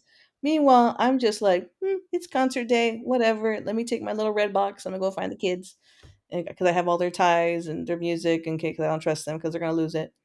And so I'm wheeling around, and I find John Carroll, who was the band chair at the time, and I believe, yeah, I think he was band chair at the time. So then he helps us out, and we get a bunch of our equipment out. The kids rolled in, and we take it not up the elevator that we're not supposed to. So anyway, because we didn't know where we're going or what we're doing. So we get to Stars at Night, and we're setting up. It's probably like 8 o'clock in the morning because the concert's at 10. So we're setting here. Everything is set up. Okay, mind you, everything's there. The kids are there. The sound guys are there. All the wires are run. All the mics are up. The stands are there. The music's out. We're about to start our sound check. And some lady comes in, and she starts yelling about staging and how they need to put more staging up for some event that's, I don't know if it's later that day or the next day or whatever day it's going to be. And then the sound guys look over, and they're like, we already ran the lines. We've already run everything. And so like there's like this big like back and forth, and there's arguing, and I'm completely just ignoring it because at this point, I'm just worried about the kids being ready to warm up. And so I just tell the kids, go ahead and play, kids, whatever, warm up on your own. And this whole thing's going on behind me. And so, they're like, well, we'll go talk to Frank or whatever. And so then I just look over there, and I tell Mike, or maybe it was Desi, or I don't know who it was. And I said, I said, what's the problem? And then they tell me what it is. Like, and I look at the sound guys, and I tell the sound guys, well, if they put the staging out, can you guys run the lines? And they're like, yeah, but we're not gonna be able to get you a good sound check. And I was like, well, it is what it is. I'm not gonna argue with anybody. Put the staging out. Y'all can run the lines, and we'll make it work. So, most people will be losing their crap at TMEA. They would be just not having it. There would be wires going off, right? But it's jazz, right? So whatever. It is what it is. Just make it up as you go. So then this is all going on, right? And so I'm starting to warm through the tunes with the kids, and I've got different people and personnel coming in. We got different people conducting and different people performing, and we had a Wyclef Gordon with us that year, and Y is a great guy. Like he's awesome with kids, and he's just fantastic educator and motivator, and of course performer. He's amazing. And so the kids are still like kind of an on him. The night before we had a sound check at a local high school, and like I had kids literally like crying because they couldn't handle their emotions because they were so excited to play with the guy. So anyway, so we do the warm up. They're running the lines, and I have this kid named Jordan, and so Jordan, he walks up to the mic, and he's like a little showboat. He walks up to the mic, and he looks out to the sound guys in the audience, and he's like, "Hey, boss, is this thing on?" And the guy goes, "No, it's not on yet, chief." And he's like, "All right, boss, thanks." And so he just starts playing on the mic, like what 13-year-old, 14-year-old, talks to someone like that. You just kind of create that culture because the kids didn't panic in that moment. They saw what was going on. And I just told them like, "Hey, we're here to play. Don't worry about it. Y'all are ready to go. You're gonna sound great." So we had a fantastic performance. Um, I think Dr. Tim even kind of walked in towards the end of it. They told me about that later. And so he was there hanging out with Ray Brumley at the time. So I think Raven was going to present for him. He was going to preside for his event. So it was nice having, Reagan was in there. And I know he was talking to some other people, and they were talking about, little band from Harlingen, right? Can you believe it? Little band from Harlingen's here. Um, so I think that's probably one of my best memories, and best, at least as far as like the, actual performances, and because there's tons of them. There's other ones. We've won other things before, but just seeing the kids in their element and enjoying it and rolling with the punches, and it's the show's gonna go on, guys. No matter what, it is what it is that day. Just got to go with it. That's probably my favorite though. How? Because I've seen your band perform, like, every time that you've played at tmea, like, we've been there. But how do you think that the culture in the Valley, like, impacts how you're able to teach jazz and, like, how you're just, like, able to use that medium? Because 'Cause you've had, like, excellent singers. I remember an accordion player, and Yeah. I don't feel like everyone has that, but I feel like it's almost culturally, like, you have that accessible to you because of where you teach. I mean, I think it just depends. I mean, sometimes it's just luck. Sometimes you just get kids that, do the thing. Like this year I was watching Capel's show and I was like, who else has that? Who else Yes, can do yes. that? And sometimes you just luck out and, it's all of it. Some of it too is finding talent and some of it's cultivating talent. And so the talent will come to you because, of course, in our school district, it is open enrollment at the middle school level and at the elementary level. So if somebody wants to bring their kid over there, and we have an established track, and so we do have students that come to us specifically to be in the band. Uh, I do have to talk to parents that'll they're like, I really want my kid to be in the jazz band. I said they're going to be treated just like anybody else. They go through the process. They all have to be members of the band. They have to go through the beginner jazz program. I really don't just throw somebody into the premier group until they've had some experience, only because I know the buy-in they have to have and the amount of time they are going to put in and the level of commitment and how it's not high pressure, but for a 14, 12, 13-year old, it's a lot. So I don't just put kids into the top group unless they're really ready for it. And do have talent come to us at times, but a lot of it is also just cultivating what you have. And you start with kids at that beginning jazz band. Most people don't have a beginning jazz band. It's a lot of work. I'm not gonna lie to you. But the kids know that it exists. We'll start after Christmas here, and we'll just see what shows up. And then you just start working with what you have and you develop what you have. I mean, I can tell you, some of those kids that you guys have watched, that's their first thing. Like, for example, we have a kid this year, he's a junior at HHS, and he's the first chair all-state piano player for the jazz ensemble. And he started in 7th grade in our band hall on the piano. Now his parents are both musicians, and he's a fantastic bassoonist. But he started like as a beginner, as a true beginner in the 7th grade on piano, and now he's the first chair of the All-State Jazz Ensemble. Now, it does have his dad is a fantastic musician and pianist as well. Like he's not a pianist by trade, he's a trumpet player, but he has a lot of training on the piano. He's played for a lot and gigged, so that does help. But at the end of the day, the student has to be the one that does the buy-in and does the heavy lift and the work. We've started bass players. I mean, the bass player right now that is playing at South, that'll be at Midwest. Both of them started in our band. There's two bassists. They're both front, and they all play real instruments. I'm sorry, real instruments. I mean band Real instruments. Yeah. and instruments. But that's you create a thing and then it goes forward. We've had a saxophone player. He's in North Texas. He made all state jazz last year. We've had a bassist at our campus, and she grew up. Her dad's a musician as well, and she grew up playing, like ukulele and guitar and dabbling in other things. But she didn't play bass until she got into middle school, and she was in that 2020 band. She's the one that sang "Over the Rainbow." Um, and so, it's you create something, a place for kids to experiment and to not be afraid to fail, and that's how you develop, great musicians. And sometimes you just look out and they show up at your door. Yeah. Unless it's a trombone player. Any trombone player who moves in, generally. Yeah. Trombone, trombones. Well, my lead trombone player this year is a euphonium kid. And he actually it's funny because he was talking about this like 2 days ago. He was like, "I can't believe I started in choir." And I'm like, "Well, there's nothing wrong with being in choir." He's like, "Yeah, but it wasn't for me." Like he said he knew within a couple of days. Just like kids that start in band, they realize band's not for them and they belong someplace else. They move. That's fine as long as they figure it out right away, right? You don't want them, wasting a bunch of their time and then they're like, "I should have just been orchestra." I'm like, "Well, then go orchestra if that's what you want to do."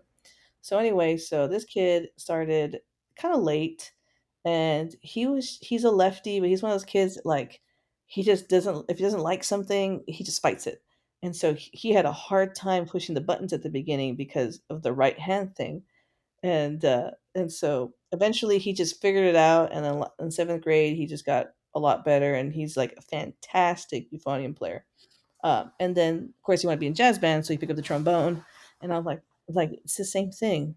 Open first, second button second, first finger third. He's like, oh my god, like, yes, yes, Brainiac, that's what it is. 1 2 3 4 5 6 7. He was like, okay, I got this. And so, he can play everything now, and he's got a little bit of solo work in the jazz band. But the same thing. You cultivate it, and I mean, you're talking about a kid. If you would have heard him in the 7th grade, you'd have been, there's no way. And then there he is, like, can I play Rolling Thunder?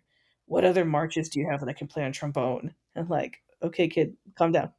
But no, he's fantastic. But we have lots of kids like that throughout the band program itself. I have two good tenor players.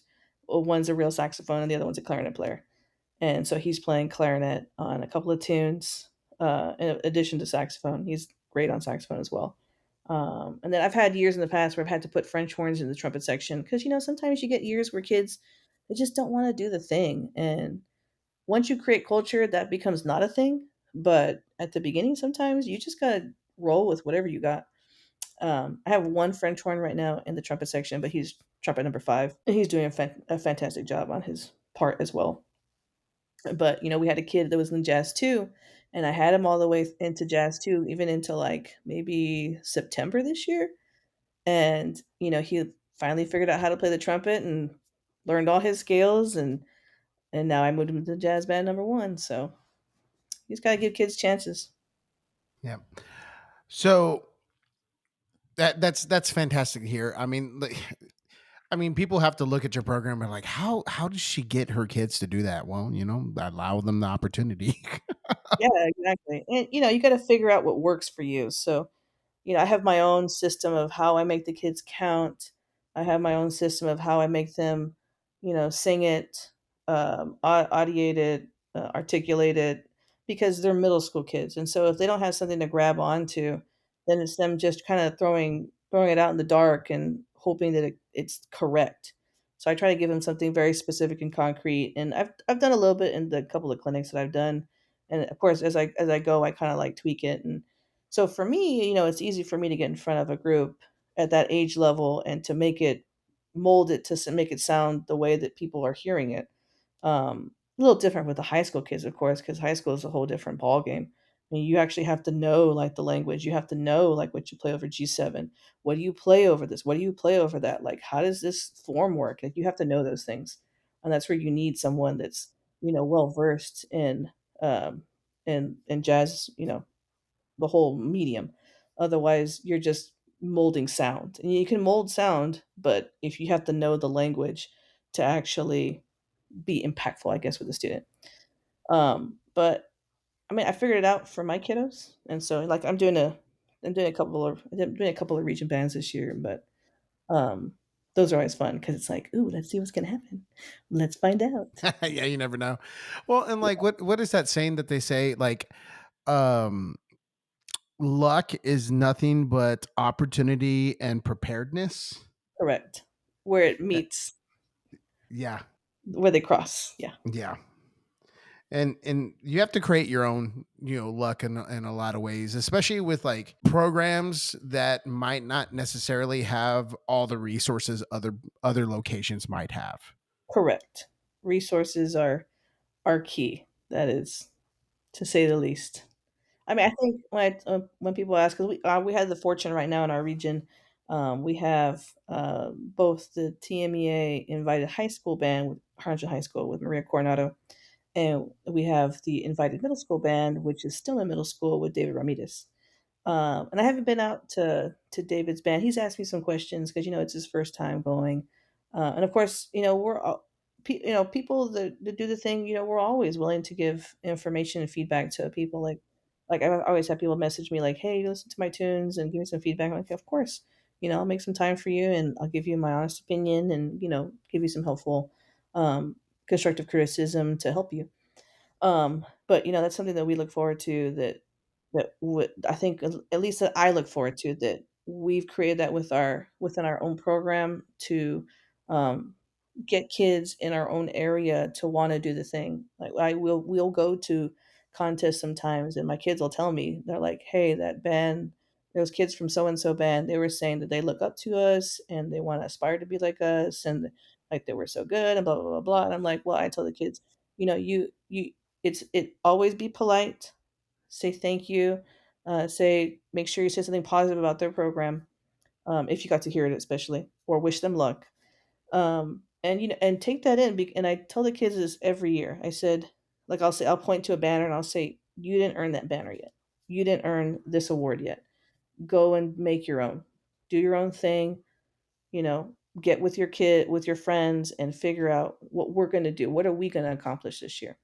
And I think that's a testament to the program. Is when other programs or other directors will reach out and they'll, say how, they really wanna be like us, and I think flattery is the form is the what is it? The flattery is the most sincerest form of what's it called? Imitation. Invitation, there, yeah. So, but, that's just something it doesn't really feed ego. I really don't. Most people say, "Oh, you're a trumpet player, you gotta have an ego," or, they see the things that I do and they say think I have an ego. I was like, "No, I don't really have an ego."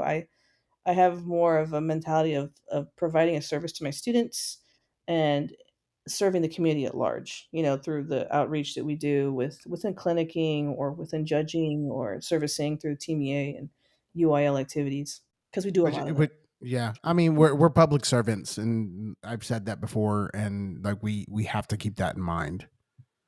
Yes, at all times. I think a lot of times I get like I have a message right now from somebody that's like, "Hey, I know you're really busy." I'm like, "Yeah, I'm on a podcast," but of course, I think it's a TMEA thing. Well, I'll answer that a little later. But I think service is the biggest thing. I think that's people ask like, well, at Baylor, how did you guys do it? And you guys are both from Baylor, so you understand. And I always tell people that, we don't have a lot of, at least when we went to school, we didn't have a lot of music education stuff. It was more of training you to be the best musician you could be. But I think that a lot of the service mentality that most of us that have come from Baylor have is that that's the university's mentality. Although it's the largest Baptist university in the world, it's a service-minded university, and so I think that's the biggest thing that gets imparted to you coming from Baylor University is that we are of service to the community at large, and our community just happens to be music education. Mhm. Yep. Well, you also have other responsibilities, and again, to continue to serve. So you serve your region and TMEA in a different way. What is your title within TMEA? And let me pull up my email. It has all the thingies on That's when you She's know. gonna read her email signature to us. it. Yeah, basically. No. Okay, so we're really fortunate because I married someone that is basically just like me. It's just he's just a tad bit older than me. But We weren't going but to bring that up, Erica. each his own. He's a Um, very nice man. yes, Mr. Mikey is a very nice man, and a lot of people around the state know who he is because he's been so involved for so many years. But if you want to ask me about him later, we can talk about him. So anyway, we had the fortune though of serving in TMEA capacity and in UIL capacity as well. So as far as my TMEA stuff, I started as the band secretary just after COVID for our region, and I had the fortune of being elected as our band chair. This is my second year as band chair for our region, so I do service the region in that regard. And I enjoy doing the band chair thing. It's a lot of work, but knowing having grown up is just always enjoying being in the band community and wanting to just be in the thing. Like, just I don't know about y'all, but like growing up, that was my thing. Like, I just want to be in it. Like, I want to be immersed in it, in the entire culture. I think at one point somebody asked me like, "Well, what would be your dream job?" And I think I was in college, and I was like, "I'd like Dick Floyd's job." Like who says that, right? But in the TME regards, that's I do the band chair, and I service our region that way. And of course, if there's any outreaching committees, I've been in a couple of committees. a couple of other hearing activities. And I also do some clinician work and some judging work as well for tmea. Within UIL, my husband is the executive secretary for our region, so that makes me, as his wife, the executive. What's the standard across UIL? Mostly, there are a few regions where it's not, but I am the assistant executive secretary for our region. And so, of course, we do the marching contest, and I'll assist Mike with the swan ensemble contest. I really don't get to help him much with the UL contest because I have to work. Someone's got to bring the bacon home, and as he is currently retired. And but we also do some work with the area, our area G marching contest with Mr. Dame out in Region 15. And I also, me and Mike also work for Texas State Swan Ensemble. We're the 5A, 6A wins site. So we have many hats that we wear.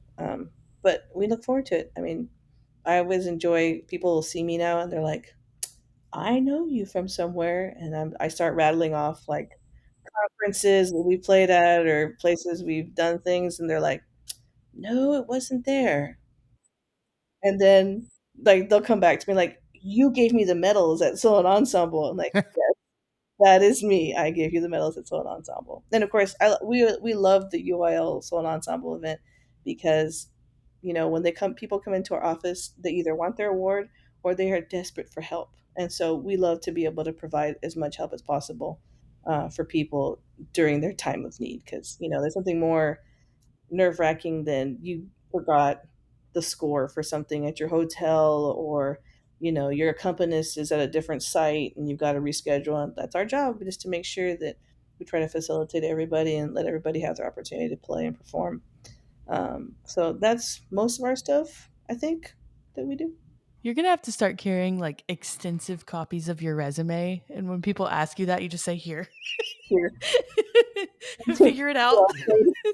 It's a It's QR on there. code. Sorry. Well, they started making oh, what are the The dot? business cards? Yeah, the Yeah, dot yeah, yeah. business cards. Yeah, that's what you just need to have.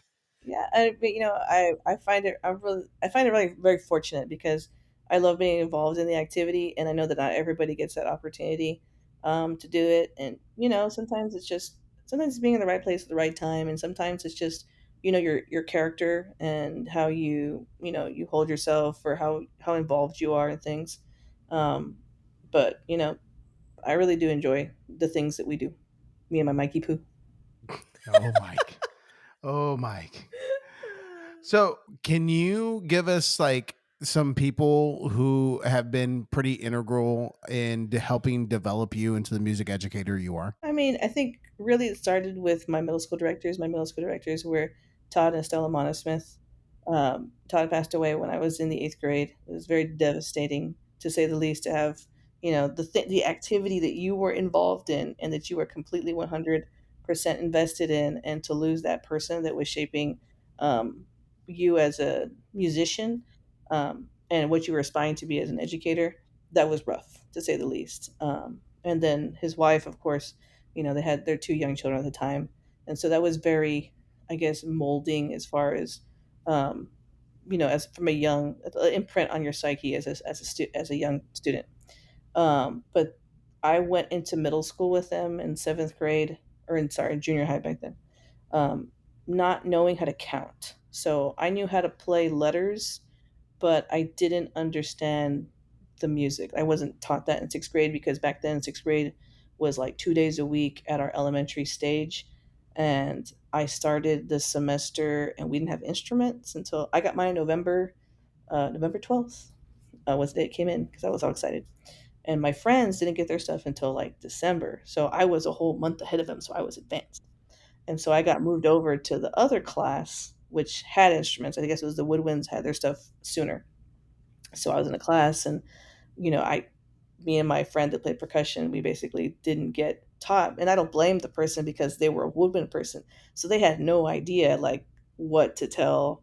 These two kids were like, just let them play and whatever. So come seventh grade, I show up in junior high, and new school. Very few from kids from our campus went to that middle school, and they were just like, you sound good. And so they taught me like right away. So within, and I tell this to my kids every year when they're like fighting with the scales. I said, in the seventh grade, in one semester, I learned all 12 major scales. I learned the minors. I learned how to count in 2 4 3 4 4 4 3 8 6 8 9 8. And I also learned how to sight read. So if I can do that in one semester, please at least learn these seven scales. That's all I ask. And the chromatic would be nice. That'd be a bonus. And so that's where I learned the most was in middle school. Everything I learned that I needed for band, I learned in middle school within like the first year. And they were great people and they worked well together. And, Stella was like a crazily cackling monster and her husband was like, would play the straight guy and they were fantastic together. Um, and then when I went to high school, of course, you just continue on with what you have. And I was just very fortunate to be able to come back and to work with Stella at Vela, and we helped build something together until she decided to retire in 2021. And then she gave the reins over to me in 2022. So I think that's probably the biggest impact was them too when I was just starting because I didn't know anything. And then, of course, growing up, I you probably didn't do the research, but I've been to over like 40 conducting workshops. So, of course, working with all the guys, working with Kevin Sedentall, working with Jerry Junkin, with Steve Davis, with Mallory Thompson, with um, Bob Reynolds, Richard Floyd, Damon Talley, the late Rob Carnahan. I mean, I could go on and on and on. Jamie Nix, basically every conductor that's come through TMEA in the last 10 years. Um, in addition to the folks that you meet at those conducting workshops and getting to connect with people and learning and getting to see how to shape sound, the different ways of going about how to shape sound, um, the importance of music education nationally. And then, of course, in our own neck of the woods here, it's just being around the band community and jumping into band halls and see how people do things. We have tons of band directors everywhere in Texas that are fantastic to be around. But yeah, I would say that that's probably my biggest ones. It's just always being involved and always being in the mix, and that's in of course in the concert band side of things, and then being around different jazz directors and just watching different jazz bands and going to clinics and Jose Diaz. He's been somebody that I've looked up to for a while now, like, as far as how to put a band together and how to shape things. He's been fantastic too to get to talk to. Do you have a mistake that you've made that's made you a better educator? I think the biggest thing that I have to every year I have to tell myself this because I'll fall into this trap is that I always think that the kids need a break.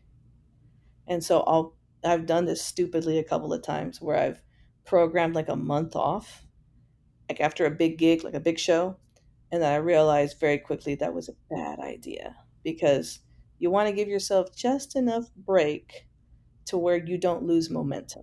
So I think that's been one of the biggest mistakes that I've made before and I've learned from. Um, is you got to plan, work your plan and plan your work, but you can't take the foot off the gas pedal for very long. Otherwise, kids go find other things to do. Yeah, idle hands are the devil's playground. Yes, sir. So, mhm. So, what's some advice you'd give like a young band director? I would definitely say to ask questions. I think all young band directors, it's and people always say, get off my lawn, kid. That these younger generation kids, but I find that like recently because being a band chair and doing stuff with UIL, you get to be around more people more often, and I do find that a lot with I don't know, like the kids, I'm sorry, not kids, young adults, young teachers, they're really afraid to communicate. Like they don't want to ask questions because they don't want to appear as if they don't know things. And it's okay to not know anything. It's actually better if you just come off as not knowing anything because then people are willing to give you their 2 cents, their information. They're more willing to help you. The biggest thing is just to ask questions and not to pretend that you know anything. because a lot of times when we're starting out, we really don't know anything. And as we get older, we do know things, but we just got to make sure that we're not so thick-headed that we don't ask. Ask what's going on. Ask, your friend, like, hey, my band sounds like this. What do you think? It's okay to ask questions. Yeah. Well, I find that to be the same situation with like high school kids with playing their instrument. They get to a point where they just don't want to hear it, or they're afraid to know that they don't know the information, and they get told like, okay, there's a gap here. Yep. I think, and I guess that's what's different for me because I only teach middle school, but I do see the high school kids all the time because we'll always have overlap when they do gigs with us, and I'll harass them. I'll be like, "Why haven't I heard your all-state music yet? Why haven't you come by for a lesson? Let me hear you. Come on in. What are you waiting for? You have my number. Send me a remind message. Let me know what's up." So, I think that's, and I think as a teacher, especially like us middle school people, we have that weird, we have that vibe that the high school directors wish they had with their kids. And y'all wouldn't really get this because you're 6 through 12 people. So like, there is no gap, right? Like you work with the littles and you work with the bigs, but it's something that us middle school directors, it's like our superpower, our secret weapon, that we can talk to the high school kiddos and we can reach them at that level. Whereas a high school director, sometimes it's harder because you have to establish that relationship when they come as a freshman, and it's hard because they've already been programmed one way, and unless you were involved at the middle school level with them, it's harder to make that connection sometimes. But that's something that I like to do. Is I like to give them a hard time and, well, come on in, let me hear your stuff. And of course they're like, uh-huh, yeah, yeah. Well, I don't have time, miss. I don't have time. Or especially when you know their etudes that they have for all state, and they're like, hey, how's number 12 going? And they're like, how do you know? Like, well, it's rough. It's a bear. Are you gonna, like, did you mark all the accidentals yet? Like, what's going on? Yeah, but no, you're right. Like high school kids get to that point where they're like, they've seen everything under the sun. Yeah. Still don't know how to find that antiperspirant though. Yeah, or second valve. I was about to say that. I was about to say F sharp. Yep, button. Yep, Yep. yep. Yep. I like to, hey, like, no brass, two. Saxophones, two. Oh, my That's goodness. so Yeah. real. That Oh is my goodness. so real. Yeah. Oh my goodness. What is wrong with that fingering? Like I have to get after the low brass on A naturals and the We had saxophones to F sharps we had like every a single time. we had a girl the other day who insisted that Corbin never taught her how to play F sharp.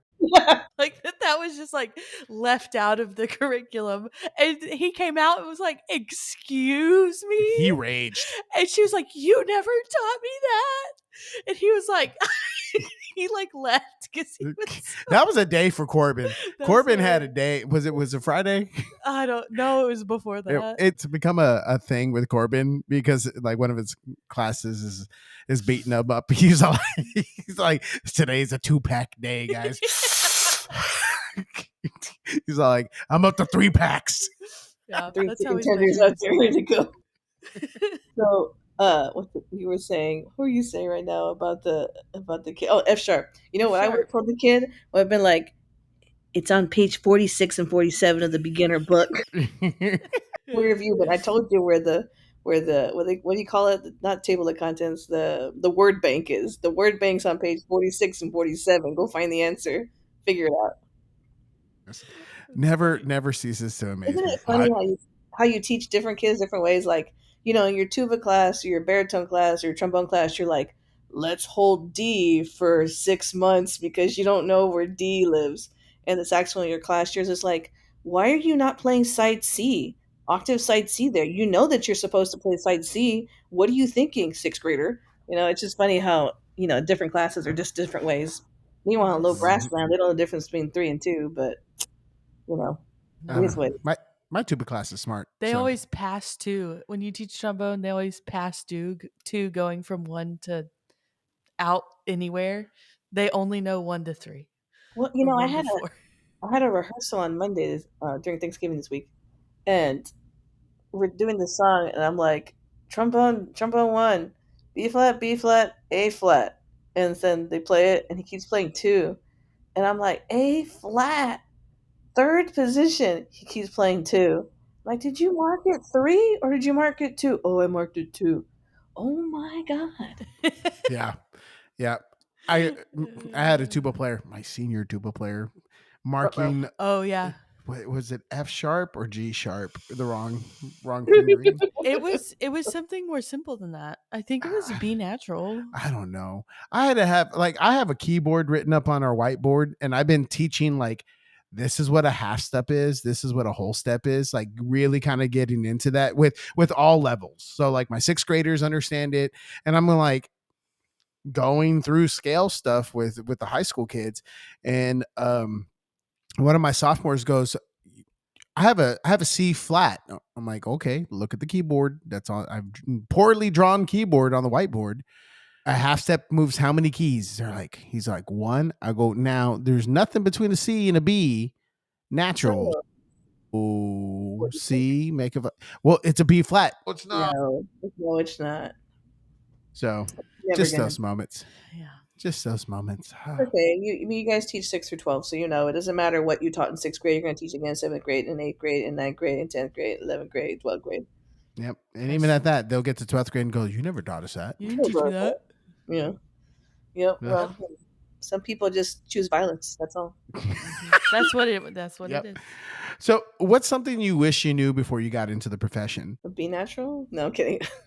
Let's see. I don't know. I guess I would just tell myself to enjoy it more because I am so process driven when I do things. Like this is the timeline, the process to do things. And I just feel like I never really enjoy it. Everyone's like, "Man, you should just be so excited and like you should just like you just feel like you must feel like a great sense of joy with your kids." And I'm like, at this point it's more relief than anything else. And I'm like, I know, like, at some point, like, when I retire in 9 years, I keep telling myself 9 years because that's when I hit 80. Because 'cause I'm the bottom of tier 2. I made it onto tier 2. I think, Jose, you missed it by a year, didn't you? Yeah. Yeah, I he's barely made he's ugh. 90. Yeah, yeah, yeah, yeah. So I'm 80 by 1 year. And so I keep saying 9 years, so I'm at 36 pep rallies left. That's how Stella used to count down, that's how I'm counting down. 36 pep rallies. That's what I got left. And then at that point, we'll see. I always tell Mike, I'm like, well, baby, you're gonna be 70 when in 9 years, and he's like, yeah. So we'll see. You might need some help by then, more regularly available help. So, anyways, but yeah, I guess that would just be it, just to enjoy it more because it's really hard. And Jose, I mean, you guys know, you both do bands. It's really hard to enjoy something when you've had continued success. Yeah. It is. Well, and like this year when we didn't make the state marching contest, it was like gut wrenching. It was just Oh, like a just a different thing. And like I've talked about it a little bit, but like to be so close but yet so far away, you know? I think it's different in marching because everybody sees it. Like for me, like if I don't get into something, I get the letter and I just read it real quick. I'm like, okay, and I throw it in the drawer, like back to the drawing board, and I move on. But in marching, it's everybody knows. Like, Yep.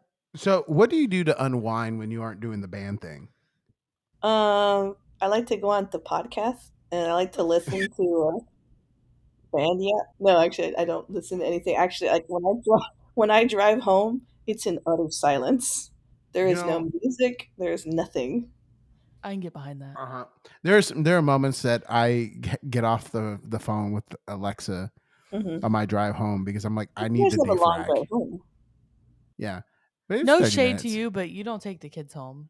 Yeah. I don't get that. If you get to hear, Miss Rachel in the back or whatever it is, be Yeah. like, Right now it's yes. K-pop Demon Hunter. K-pop Oh, Demon okay, yeah, Hunters is apparently it's a thing. big in our house. Yeah, I was talking to my friend Moses about that. Moses Simon, we were just talking about that with Elijah.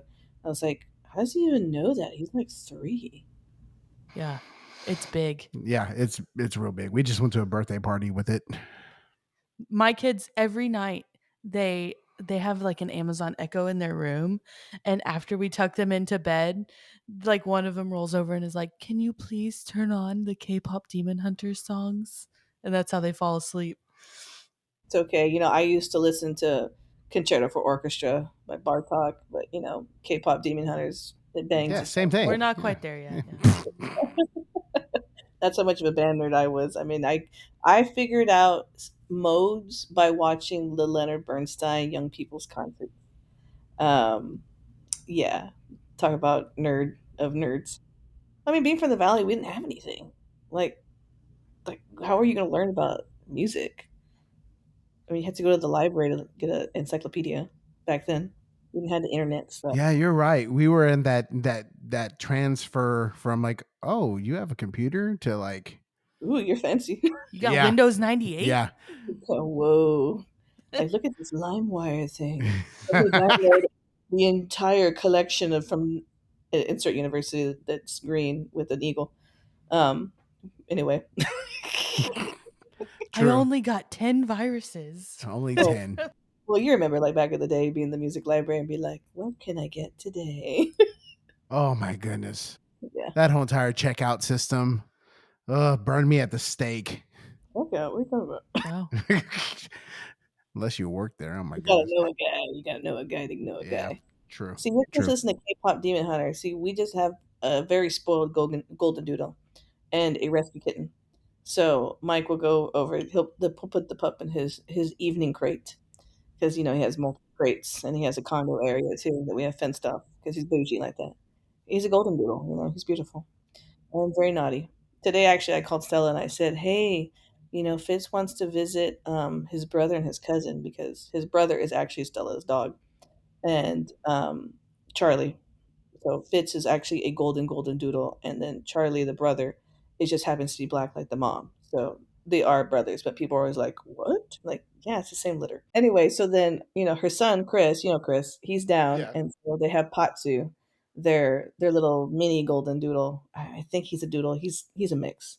He's a very very beautiful, gentle dog, and he's also black. He looks like Lupus, or was it Lupin? What's his name from Harry Potter? Yeah, Oh, Lupin. yeah. Lupo. Was it Lupo or Lupin? Lupin. Lupin. Lupin. Lupin. Yes, Lupin. So he's real teeny weeny. And so, Charlie is huge. Charlie is like 120 pounds. I keep telling him that he's fat, and Stella's like, quit fat shaming him. And I'm like, I'm going to fat shame him until he's under 100 pounds because that's what the doctor said. So anyway, I called Stella up today and I was like, hey, so Fitz told me he wants to go see his brother and his cousin. So that's how spoiled our dogs are. But so yeah, Michael like put him in his evening crate, or if he's gonna go to my campus or whatever, he'll put ESPN. So our dog watches ESPN all day long, and the little we have a little rescue kitten. So yeah, he gets to hear like what is it, Brian Cowherd, and what's the really annoying guy's name now that's now Stephen A. on Smith. no, Oh, not wait. well, that guy too. The other one, the Pat Pat McAfee. McAfee. Yeah, I Oh. can't Pat McAfee. So he gets to hear that all day long and all the rumors of trades. So he's very well versed in ESPN. Does And he then we have have his own tablet? no, no, I know if he could, he would. I'm not gonna lie, because he likes to hit my phone sometimes. I'm not gonna lie, he does like to do that. The kitten does too. So we have a rescue kitten. And okay, so Mike's really into tech, and so we have Ring cameras that face different ways outside and different areas of the house. Just like by doors and stuff, right? Just to see if anybody comes in. Just gotta be on the prowl, right? Always watching out. So, we have on camera when the mom of the rescue kitten dropped him off at the orphanage, aka our back door. So there was Mike. We're at some event, and he's got the phone. He's like, "I found it. This is the cat. This is the cat that dropped off the kitten." So he made sure to know which one was the unfit mother or the one that was abandoning. I don't know. Maybe somebody took it like it was like cat. Have you seen this cat? Mike's putting out wanted posters. It was like cat CPS that came and took the kitten away and dropped it off on our doorstep or something. So we have this little rescue kitten. He's like a runt, and he's definitely a boy cat, but he is teeny weeny, and full of spit and vinegar. And the dog hates him with a passion because the cat gets to be a little more free than the dog is. Um, so yeah, that's been our house as of late with the animals. But I need yeah, you to yeah. do like a YouTube tour of like the evening crate and the day crate and the condo. Like, Well, his condo, so he graduated. So he had his day crate, it's not his evening crate. And so his evening crate was a little bit smaller. I think like his day crate is 48 inches and his evening crate was like 36 or 40. So it was a little tight for him, but not too tight. But his day crate would face outside the big. We have a big, I guess like a big like a what do they call it? Like a big window. It's not a bay window. It's just a flat window, but it goes outside with a line of Snoopies facing out into the street because Mike loves Snoopy. So we have all the Snoopies lined up by holiday on the window. That's called love right there. Yeah. And then, so he'd have that crate, and so we got eventually moved that to his night crate, and we have an older couch that Mike had that Fitz decided to destroy in many ways. So that is now at the window. So now he has the window to lean on to bark at the dogs that are walking by during the day. And he likes to knock over the ring camera that's facing outward, which we can actually see what's going on. But he likes to just smack it with his paw and knock it down.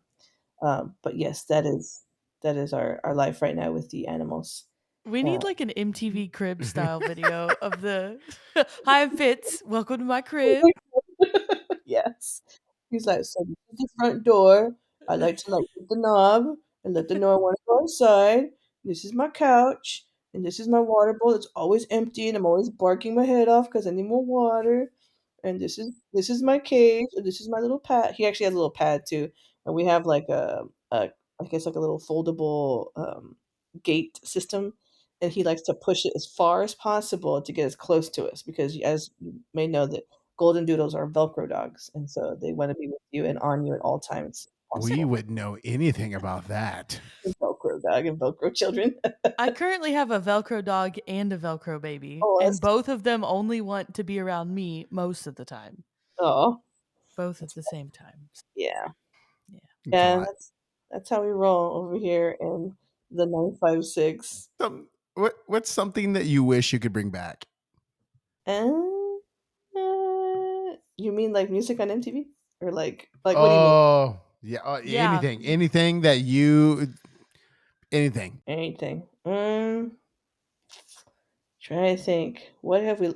Walmart 24 hours a day. That's so It's true. saying if Target's open till midnight, why is Walmart still doing this 11 p.m. crap? And That's what COVID I really thought. killed that. Yeah, it did. It's just like laziness. Like you were making hand over fist and money. We need people of Walmart at 2 a.m. Mm-hmm. Like, what is up with that? The people Mhm. fall. You know, I grew up in a time. Well, my mom I worked. thought you were gonna say a Walmart. I mean, I did. I spent a large part of my childhood in a Walmart. Like I remember spending hours in the center of like like the Like a clothes. display. Yeah, a There's a clothes book display. about this, Jose. Yeah.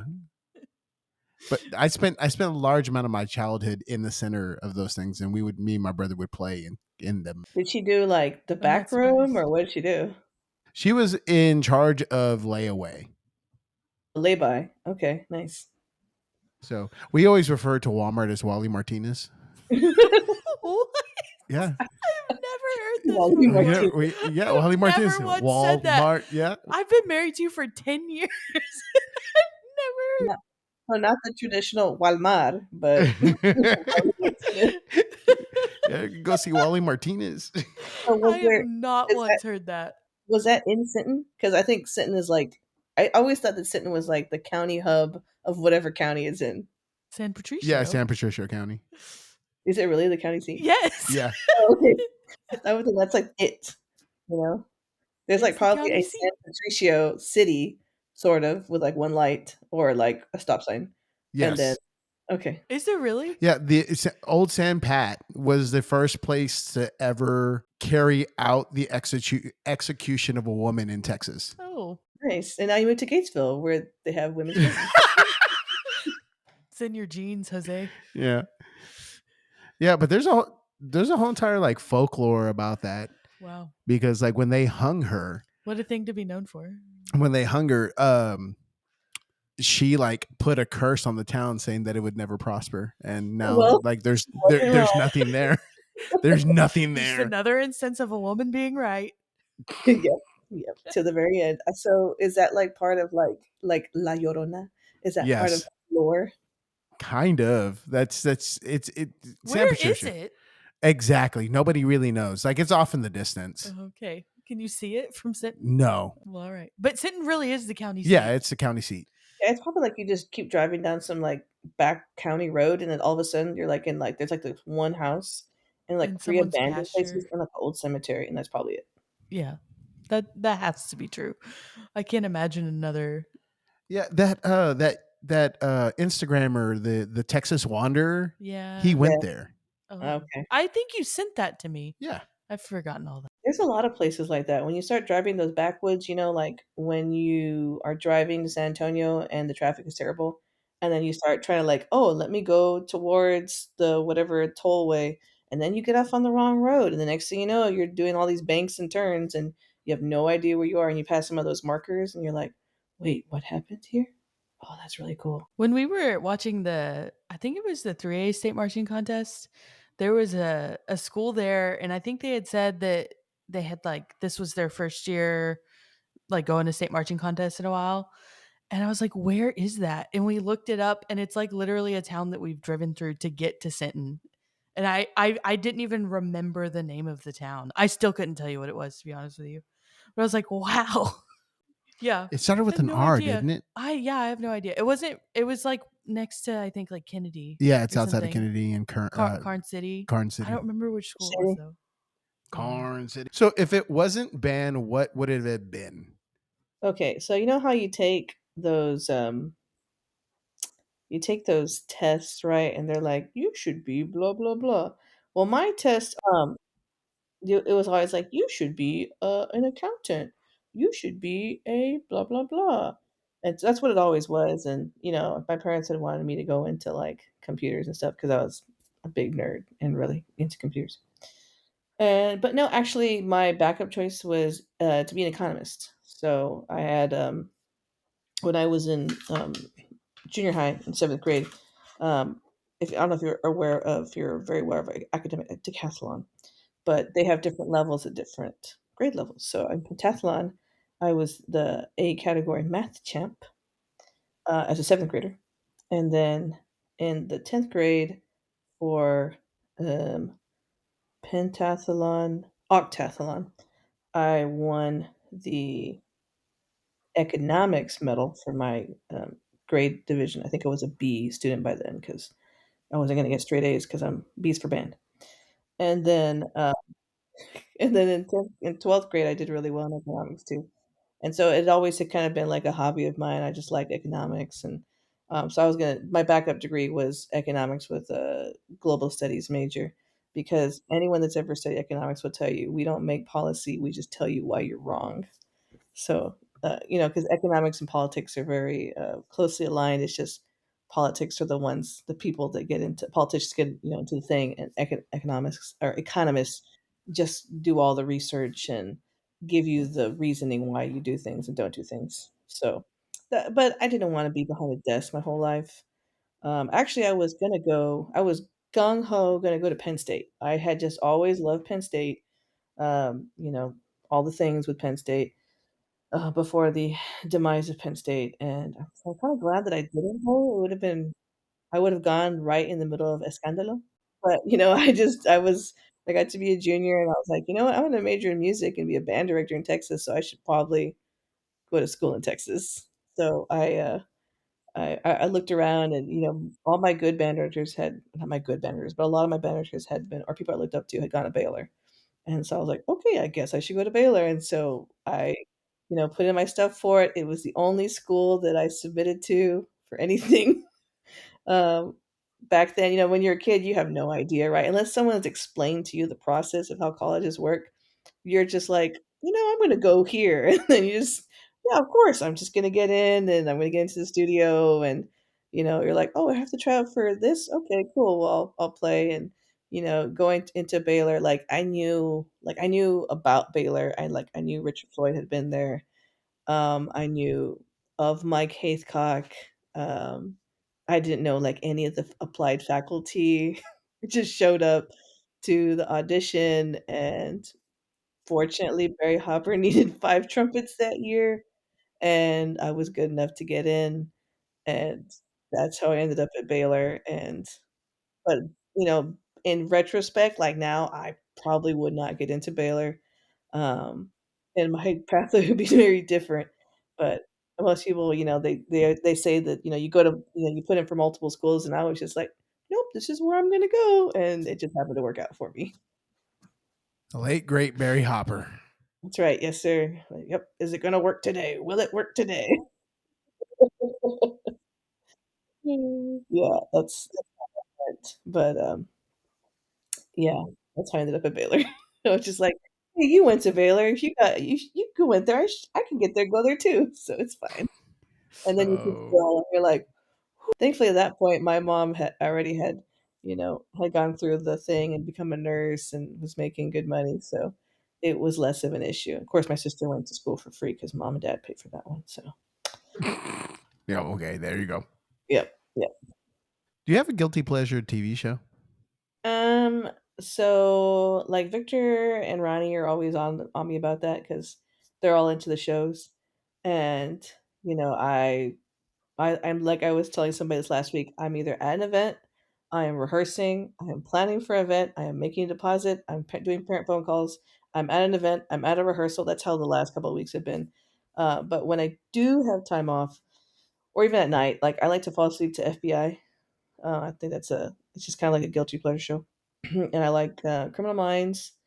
I've seen pretty much all the Criminal Minds up until the revamp after COVID, and I watch NCIS. Not into NCIS New Orleans that much. I don't know if it's just the vibe. I also like all the Law and Orders when I was in school and like in secondary school, then in college. I think I watched like every episode of Law and Order and Law and Order SVU. Actually, a little known fact, my sophomore year of college, I was living at the WB at Williamsburg, um, just outside. Yeah, Oh, I live there. I know. you know. So Woo! woo. So at one point, I just had the cable turned off because I was so busy doing it was the year I was doing PR, and just really being busy at school, that I was like, you know what, I don't need to have cable. So, and being at the WB, I did not want to sleep in the room because the window would face outside into the parking lot. And so Jose could tell you from experience, a lot of things happen in those parking lots at that apartment complex. So I ended up sleeping most of my sophomore year on the couch that was provided by the WB, which in retrospect, Oh. I probably should have had a different couch, but what doesn't kill you makes you stronger. And so anyways, uh so I turned off my cable and I actually watched South Park the movie on repeat for an entire semester. It might have warped my fragile little mind. So there's a bunch of birds in the sky, and some deers just went running by. That explains so much. Yeah, yeah, it's warped my fragile little mind, guys. So, but yeah, I mean, what else? What else should I like to watch? I mean, like right now, I just can't watch any news. It's just like, you know what? I just can't do this right now. I'm aware of what's going on, but I can't do that. I do like to scroll reels a lot, and I send lots of things to. Um, I send good things about like house stuff and Martha Stewart type things to Stella and to my husband, so I always have a record. That way I can go back into my messages and see like what I sent them so I can remind myself. And then I send the other fun things to Victor Garza. So Same girl, same. yeah, yeah. But I just don't really have time to get invested into a show because of like my schedule, and I don't know. I just there's just something about.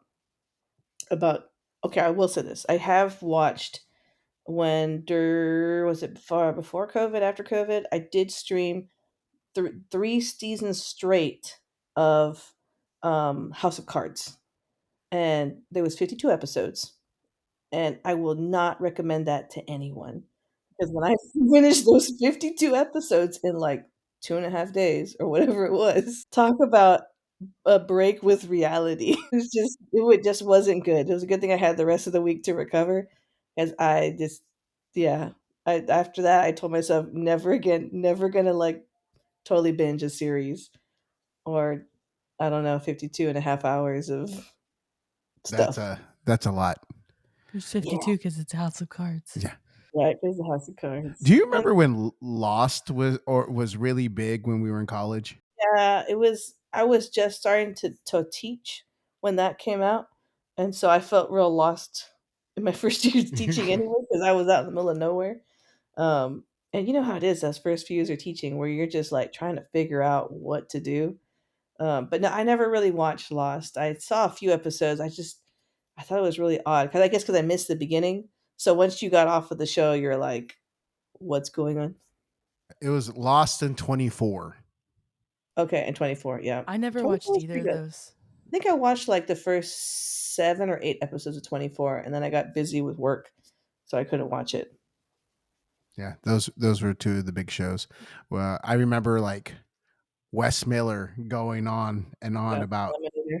I remember that. It's Yeah, I good stuff. remember that too. So if we went down to the valley, where is the must stop place for food? Okay, so if you're talking fine dining, that would be Salt in McAllen. And there's a couple of other restaurants that that owner also has in the valley. And it's like it's more your more high end, like it's your niche fusion kind of, nuevo americano type restaurant. And so it's really highly rated. I've been there once or twice. It's a little pricey, but it's definitely like the you know, gastro type of foodie place. If you're just going to come to the valley for the to check it off the list, like places you have to go, I would say you got to go to Nana's, and I guess it's technically Mercedes, maybe it's Westlake. It's off of International, going south from the highway. It's basically like Coco in a live restaurant. So they actually have a like an outdoor stage area that looks like it's from the movie. It's got that whole like Pueblo thing. They have all the little, what are they called? The little banners with little Yeah, I know what little you're talking about. Yeah. little picture thingies, yeah. So they have all those little colorful banners all over the place. They have live mariachis there like every weekend. It's great food and it's very well priced. They have a huge bar there too. They actually have like a separate area that's it's not an ofrenda, but it's like a little chapel where they actually have like La Virgen there. And it's really nice. It's a real pretty place. And then for barbecue, of course, recently they had GW's in it's just next to the Basilica over in Far San Juan Alamo, which I guess technically is San Juan. And they were in Texas Monthly, and their barbecue is really good. We actually went there, me and Mike, before they got put in the magazine, and we're like, wow, this is really good barbecue. And then I think like 3 months later, they were in Texas Monthly, and now it's like exploded, and it's hard to get, even in for just a little while.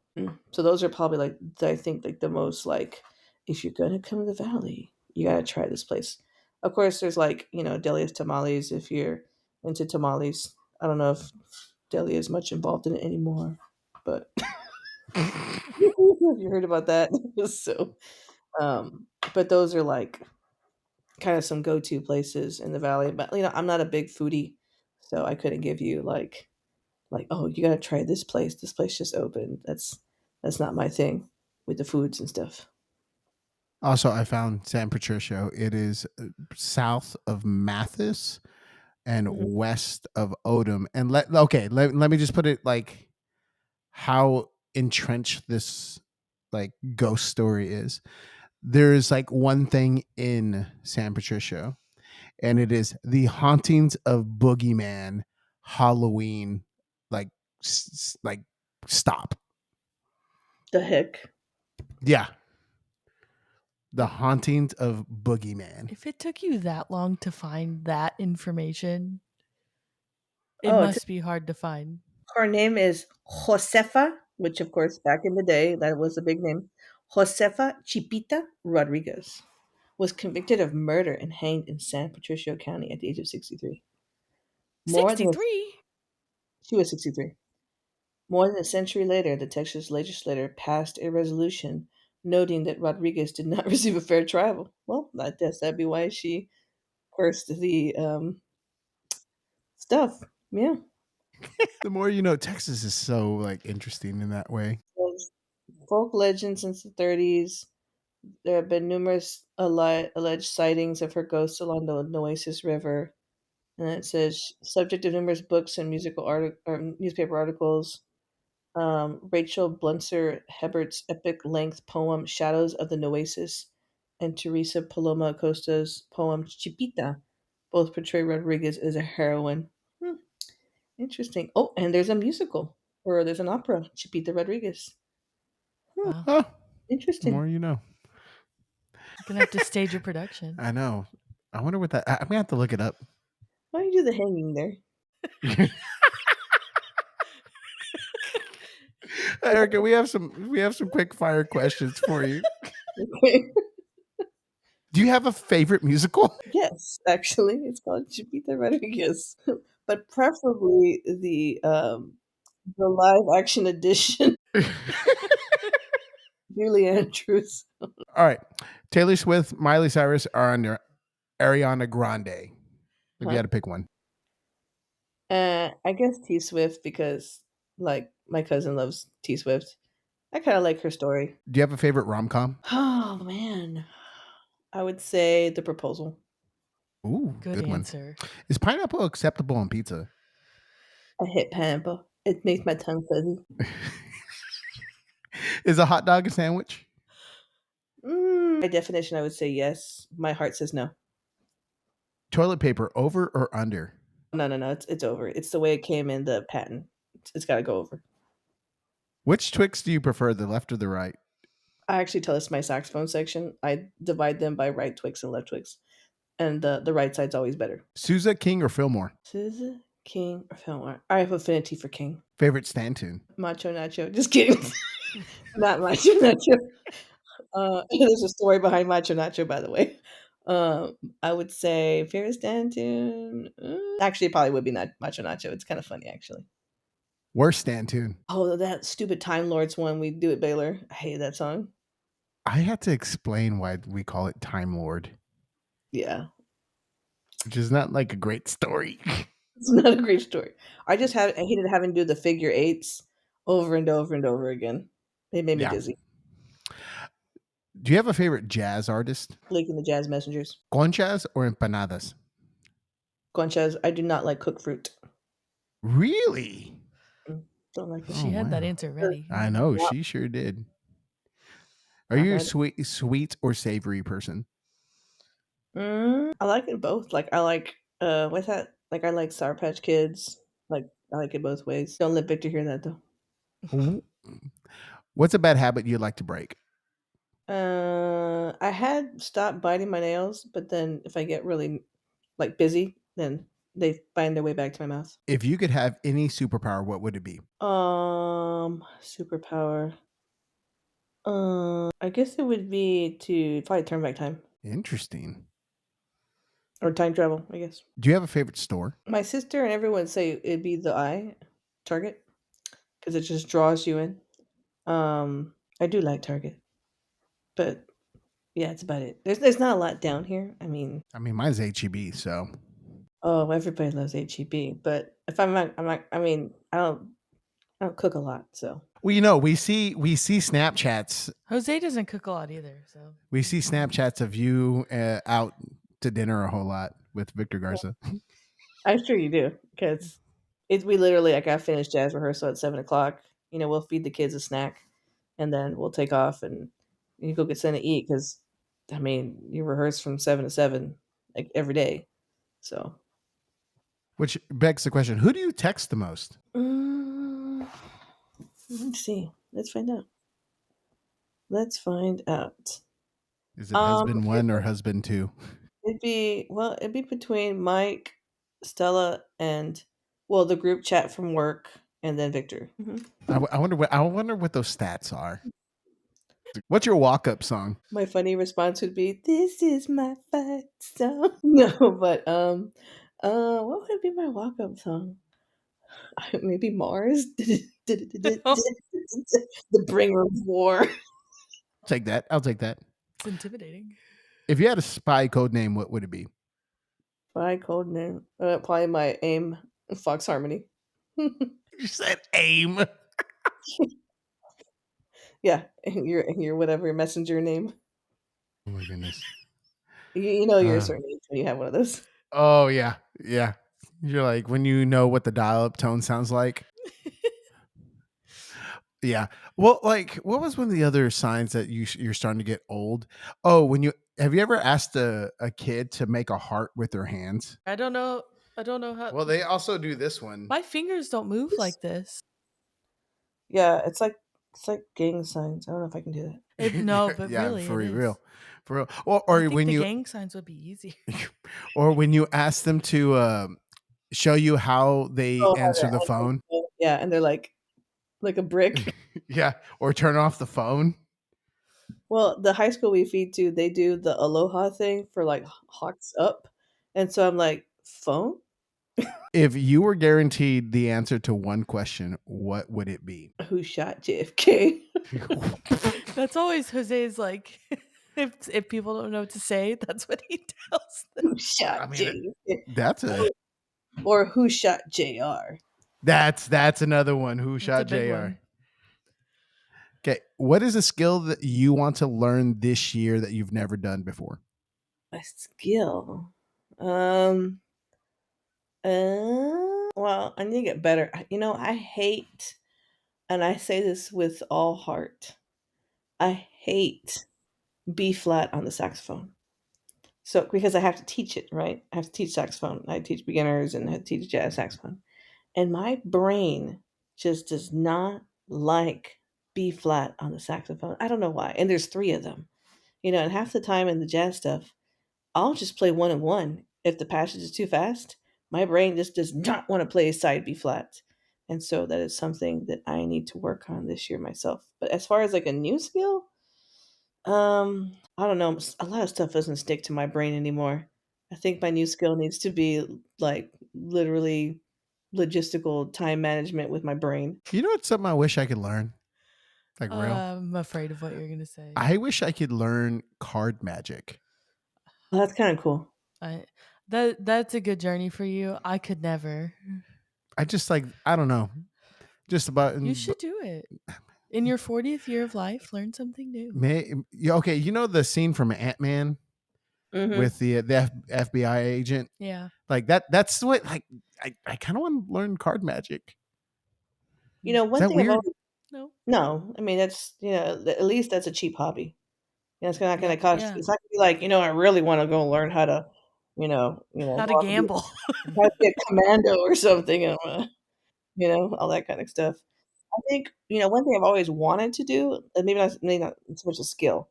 I always wanted to climb mountains, like mountaineering, but I just don't physically have it in me. Like I can't breathe. I breathe like at a 75% capacity, and I'm allergic to everything in the damn outdoors. So there's just no, it's not going to happen. But I always wanted to do mountaineering. I'm with you on Yeah, that. that'd be cool.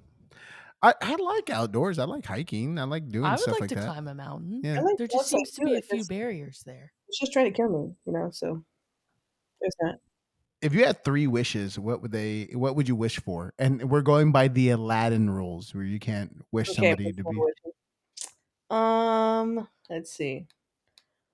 I wish I had was able to appreciate people in my past with the foreknowledge of what they were trying to give me or impart on me. That's one. Second wish would be for world peace because that would be nice for people just to get along. And I think the third wish would be for everyone to find their joy because I don't think everybody gets to find their joy. And I think that's like the purpose of life is to find what makes you happy. Have you watched the movie Soul? Yeah, I've seen it once, one time, or twice. It's very, very soul heavy on that. Oh, yeah, Starts I with think a jazz band. well, it starts with jazz band. Oh my lord, trust me, that's what it sounds like when it starts too, by the way. Like that old gray mare, she ain't what she used to be. Oh my gosh, that's sometimes that's jazz too. We get going, and I'm like, "Hey man, all right, this is going okay. We sound like a band." And then like their natural lack of embouchure kicks in, and it's like, and there it goes. All right, guys, the first 53 bars sounded great. The last 53, no, we just need it. And I just tell them out to their face, "You just don't play enough. That's all it is. Just gotta play more. Yep. No shit." They don't always get that. It's No, like they don't. you just do more. Mhm. How would you describe your job to an alien who just landed? I try to get people to make sounds not sound bad and sound good. Good sounds, not That's bad sounds. If you had a time machine, what historical event would you go to and why? Hmm. Historical event and why? Who shot JFK? No. No, I don't think I wanna be there for that. Well, historical event. I mean, if we're talking like anytime, ancient times, we're talking Anytime, anytime. I think if it were more recent, I would wanna be because I was alive at the time, I would have liked to have been at the falling of the Berlin Wall. I think that would have been really cool. I think one thing I would have wished I had and I was alive during this time, but I wish I would have been able to go to one live Leonard Bernstein concert. mm, Oh, Just one. that's 'Cause I've pretty that's seen a good. cool. bunch, but I never got to go to one, and I'm really jealous of the people that got to go to those concerts. And I just missed it just by a few years. I think he died in what, 1990? I think that's Yeah, when he something like that. and so I started, getting into music, like, in 1994, 1995. So it was, like, this close, and I had just been, like, 10 years older. My parents would have taken me to a concert because 'cause they've always supported me in my nerddom of liking music, so I would have been able to see that, but I think that's just once, and I don't even care which one it was, but that would have been cool to see one Leonard Bernstein concert. What came first, the chicken or the egg? Mm, logic dictates the egg, because without the egg, there is no chicken. All right. If you could have any one animal, real or fictional, as a pet, which would it be? Snoopy, because my husband loves Snoopy. Ooh, we've been watching a bit of Charlie Brown around here. The Been trying Peanuts. to. I asked Jonah if he liked it, and he said, boring. That's his exact word. He wanted to watch the Thanksgiving one. Yeah. And Well, the then, Thanksgiving one is kinda boring. yeah. And then later on, I was like, oh my gosh, Charlie Brown Thanksgiving. What did you think? He said, boring. He does things like that to be cheeky. He does. I think he was halfway being serious, though. Who knows with that child? Do you have a favorite ice cream flavor? Cookies and cream. Good one. Do you have a karaoke song? Mm.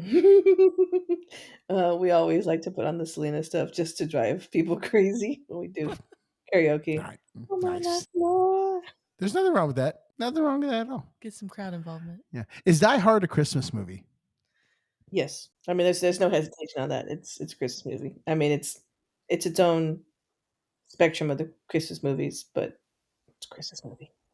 That's what I said. 'Cause in the end, they wanna get together. Okay. So we've been asking this question for a little while now. Who is on your Mount Rushmore of like band directors or like music education? This can be personal to you, or this it could be like the wide scope of like the actual profession. Okay, so, like, just music or band directors in general?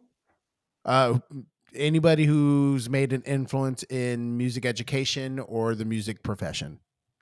So Mm. it can be as personal as you want it, whoever's made like the biggest influences on you, or people who've made the biggest influences on the whole entire like culture.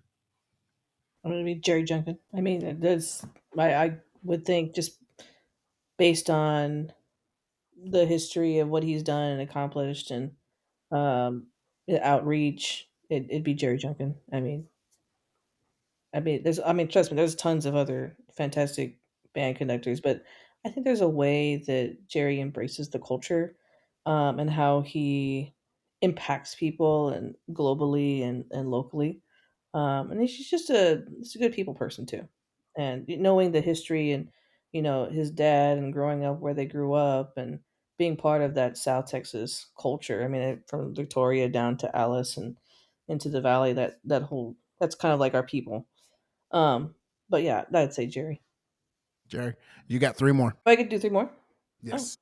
oh, okay. Let's see. And I feel like I heal for this because people watch it later on and be like, "You didn't say so and so." Um, let's see. I would say Eugene Corporon with his massive collection du Clavier. Um, let's see, and then I wish I had ever gotten to see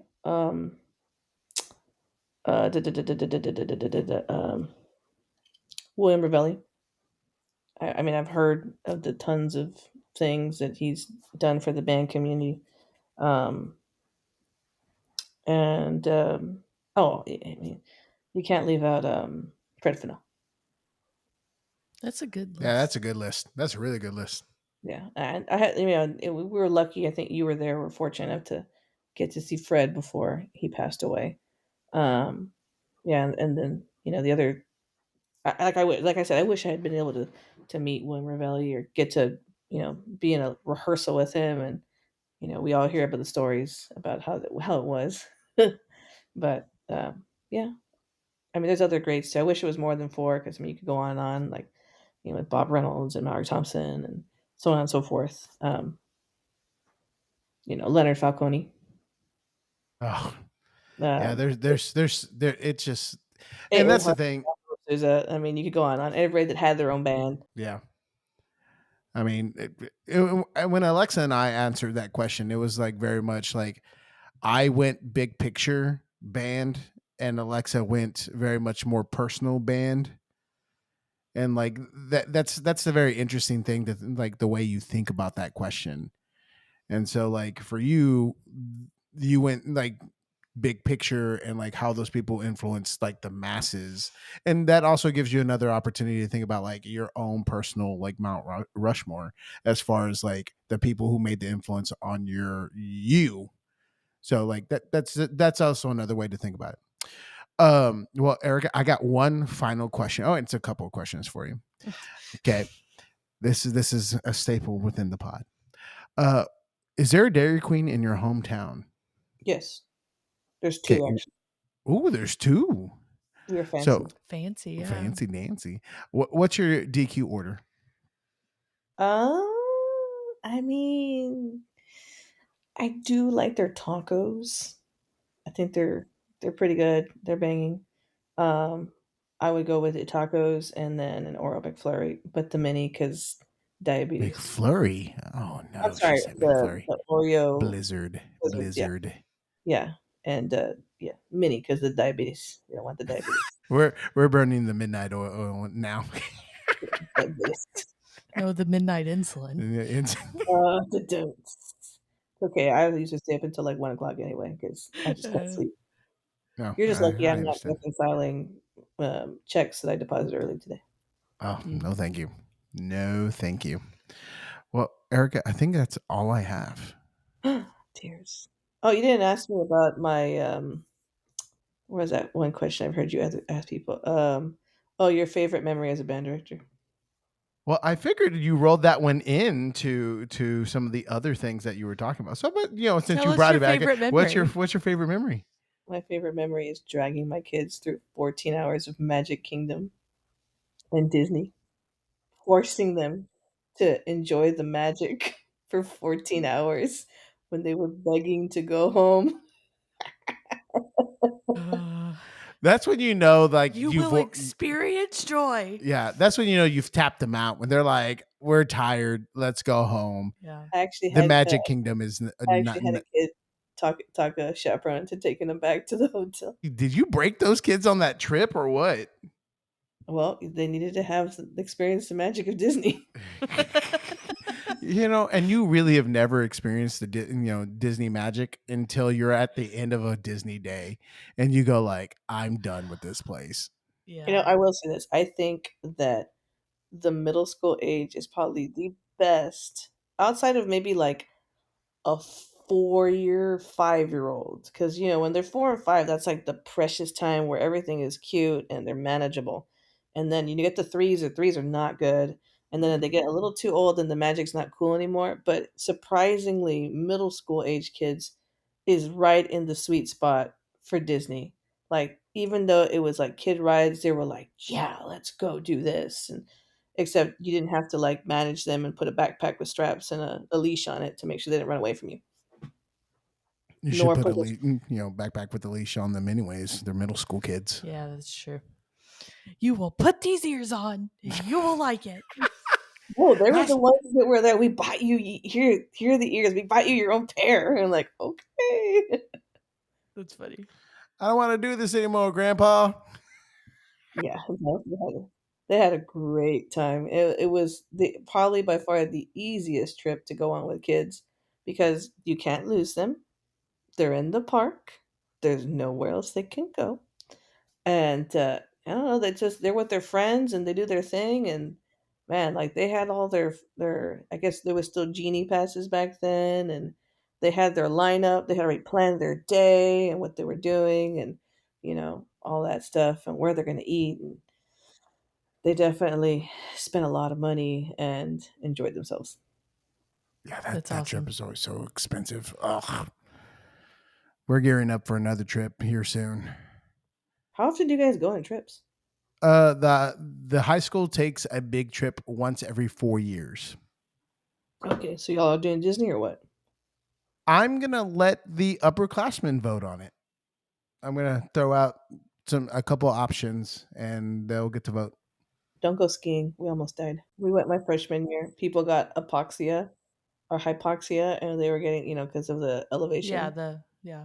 Yeah, and then we had kids getting like the flu or whatever, or altitude sickness, and they had to go to the hospital. And then, of course, the threat of dying, of crashing into a tree or breaking your leg. Yeah. Yeah. Well, when you're at like sub level in the valley and you're That's near the true. coast That's and you're true. like used to being at sea level to not being at sea level. I'm just saying it was an interesting trip. I mean, we enjoyed being blizzarded in one day, but it was rough. Like, I had a hard time even getting onto the bunny slope, and it wasn't the lack of oxygen, it was just the change and just how physical it is to go skiing. Oh, yeah. Yeah. Skiing's really not my thing.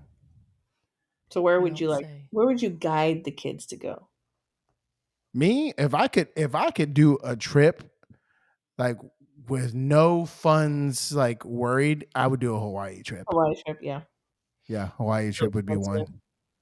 The travel to get there is, It's like really expensive. yeah. Um I would honestly I think I'd like to do like a Washington trip Mhm. and do like a small little concert in the National Mall.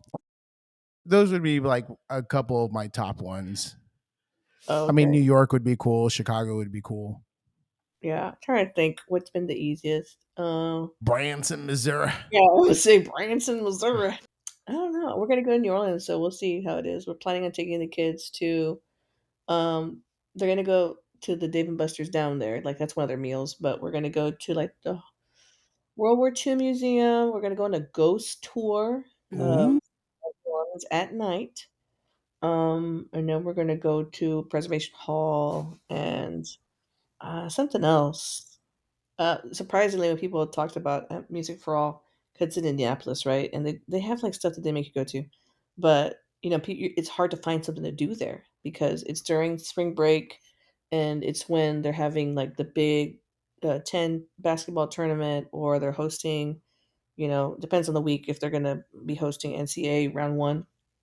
But surprisingly, my kids loved going to the Indianapolis Speedway. Nice. So we did a tour of that, and they get to get on the bus, and the bus goes around, and they get to get off, and they get to kiss the bricks. It was like $15 to take them to it. It took like an hour and a half. Which Wow. direction did the bus go? Left. I'm trying to think where it started. All Because left like turns the and museum was right there, but the museum was closed. So because they're remodeling it, but it was actually really cool, like surprisingly. So Hmm. see how it goes that's for New Orleans. interesting. I like a good trip. Yeah, I mean, especially when you go with the kids, like it's like there are people who are like, "Oh, it's just a jazz band, it's small." I'm like, when we travel with a jazz band, it's like 40 people minimum. I mean, 40 kids. With Music for All, we had like 66. That's what I'm taking in New Orleans too. I'm taking like 60 something kids to New Orleans. So we'll see how that goes. Yeah. As long as you come back with all the kids, I think that's a win. That's Midwest when people are like, you got the conference. I'm like, I have to prepare everything because when I get there, the music is the least of my concern. Mm-hmm. Yep. It's just Don't hopefully no lose one the dies. kids. Don't lose the kids. That is for sure. Number one. That's good advice for all band Yeah. directors. All bad people. Yeah, don't lose the kids, and don't allow any band babies. Yeah, that's number one. Well, Erica, I think that's all we got. Yay, I don't survive. have anything else. Thank you, Erica, for talking to us. Thanks for listening to Band Yap. We'll see you next time. Bye. We out.